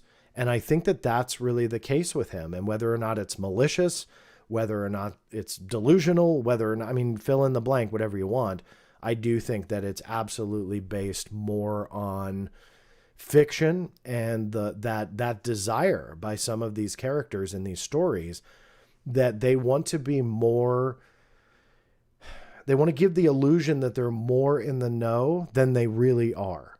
And I think that that is something that we have to take into consideration when we hear a lot of these stories that just aren't backed up. And Greer, I'm sorry to say, is just on the top of the list. And I go back to that NRO document that if that's what he wants to tout about the Wilson Davis story and it's all based on a hoax, I think it should throw into question even much more than his claims about briefing presidents and CIA directors and this and that. But it should go much deeper than that, because that, in my opinion, is delusional. And it's a shame. Mike Rotunda, thank you. John, thank you. This field is crumbling. We need to clean it up. I'm sorry you see it's crumbling. I never want to say it's crumbling. I think there's certain portions, though. I think we need a reality check of what's been around in the UFO field, and essentially recognize that this field has been full of hoaxes, disinformation people, malicious disinformation givers. It's full of that. It just is. Like, you can't get away from that. So the fact that some who are coming into this field for the first time in the last couple of years, they haven't really been in tune with that or in touch with that because they haven't been around that long. And then they start seeing the same names that some of us have seen for decades be entrenched in a lot of these silly hoaxes or fictionalized dramas. They see some of those first names for the first time, and they go, wow, this is gospel. You know, this is amazing. It's how the success of Bob Lazar resurfacing has been achieved, because you have my friend, the late Stanton Friedman, who's passed away, obviously very vocal against Lazar, did amazing work pretty much dissecting that story and proving, look, this guy isn't who he says he is. Certain elements are true, but fictionalized. You know, that, I don't want to say generation, but those voices are falling to the wayside, whether it be by passing away and the passage of time, or some people are just so sick of it. They're like, forget it, see ya. And we can't do that. And I hope that people like Jay, who I do, again, respect, and am so happy that I did that interview, also will recognize and look back at history a little bit and see, okay, maybe we should question some of these foundational claims that make this story stand up, because that foundation crumbles. So that I think is crumbling, and I hope that more people look at that. I don't think calling him doctor is credible from DCL programming. I'm assuming you mean to Dr. Greer, and look, unless somebody shows me he's not a doctor, I'll show that level of respect for his name. But other than that, my respect level doesn't go that high. Account terminated. Thank you, John. The Black Vault Originals. Keep up the great work, and most importantly, keep up the fire. I will definitely do that. And always fun to see you guys chatting. I know that there was hundreds of you in the chat room at the same time, so hopefully you all had a great conversation. I'm just grabbing a couple of these last ones here. Wait, hold on. I say the same thing on my show, but I'm a jerk when I say it. Thank you, John, for being real. I'm not sure exactly what you're referring to on what I just said, but I assure you, to some, I am a jerk right there with you, because there are tough questions that we need to ask, and sometimes there are tough statements that we need to give. We shouldn't be afraid. We really shouldn't. Not that you are. I'm just saying, as a community, as a truth seekers out for the truth, we shouldn't be afraid to ask those questions. And you know what? If a claim falls flat, then call it out. We can't just dismiss it. And I go back to me pointing out to some of the key players and advocates for this story, hey, look, this document is clearly a forgery. You know, like how you guys are touting this as the foundation of the Wilson Davis saga as put in the notes, and who's involved outside of the notes, how they're building it up. And then to backtrack and go, well, it's not really that big of a story. Yes, it is. You can't backtrack. You either speak out against it or succumb to the fact it's a hoax and question what we're talking about. But instead, We just make up that middle and alter the facts to get to a predetermined conclusion. That's what is horrible. If I'm a jerk for saying it, I'll put that in my chyron then. It'll say John Greenwald with jerk underneath, but we shouldn't be afraid to say it. And you shouldn't either. Do a FOIA check on Greer with the government. Anybody who's still alive, you really can't request information on without their permission. I doubt Greer will give me permission to start fishing around for his name. Let me see. John agrees about Bob Lazar. That's not that Bob is a fraud. Sadly, I don't see anything. I can respect those who believe the story. There's just nothing there. So, and you're very welcome.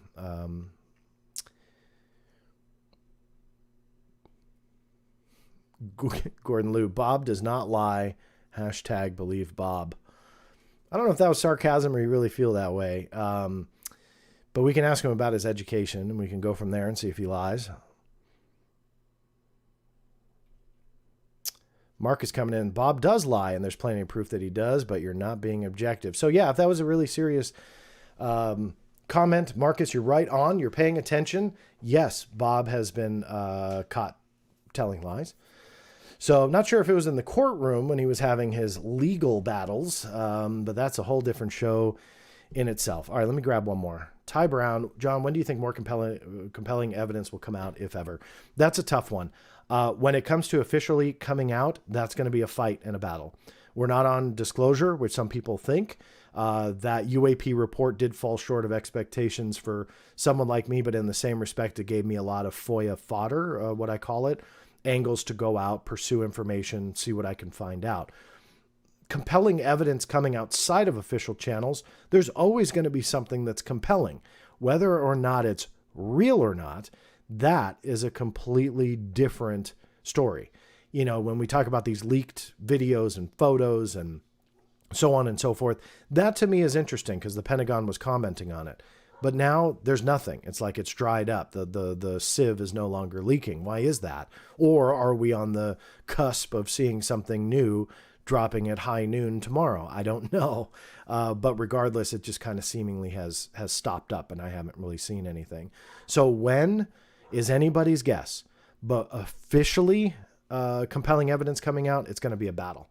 So I will keep you guys updated every step of the way. But, it really is anyone's guess on when that compelling evidence comes out because I have zero idea. So that said, thank you guys. I love these behind the scenes show. I hope you guys did too. To all the super chats, I hope I got them other than the select few in the beginning. I apologize to you guys. Hope I got those and pulled in enough regular questions as well.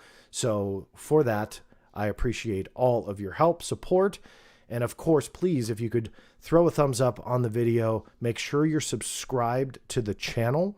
I will drop a clean version of the presentation I did. I may do an edited introduction piece to it. I'm not really sure yet. But regardless, that'll be in the next couple of days here on this holiday week. But also I'll do more of these behind the scenes as I record more, take phone calls, have a lot of fun with it. Okay. So thank you guys. Really do appreciate it. And as always, have a wonderful and safe holiday. If you're not in America, thank you for tuning in nonetheless. And be safe out there. Be healthy. Take care of yourselves. All right. Thank you so much. And we'll see you next time.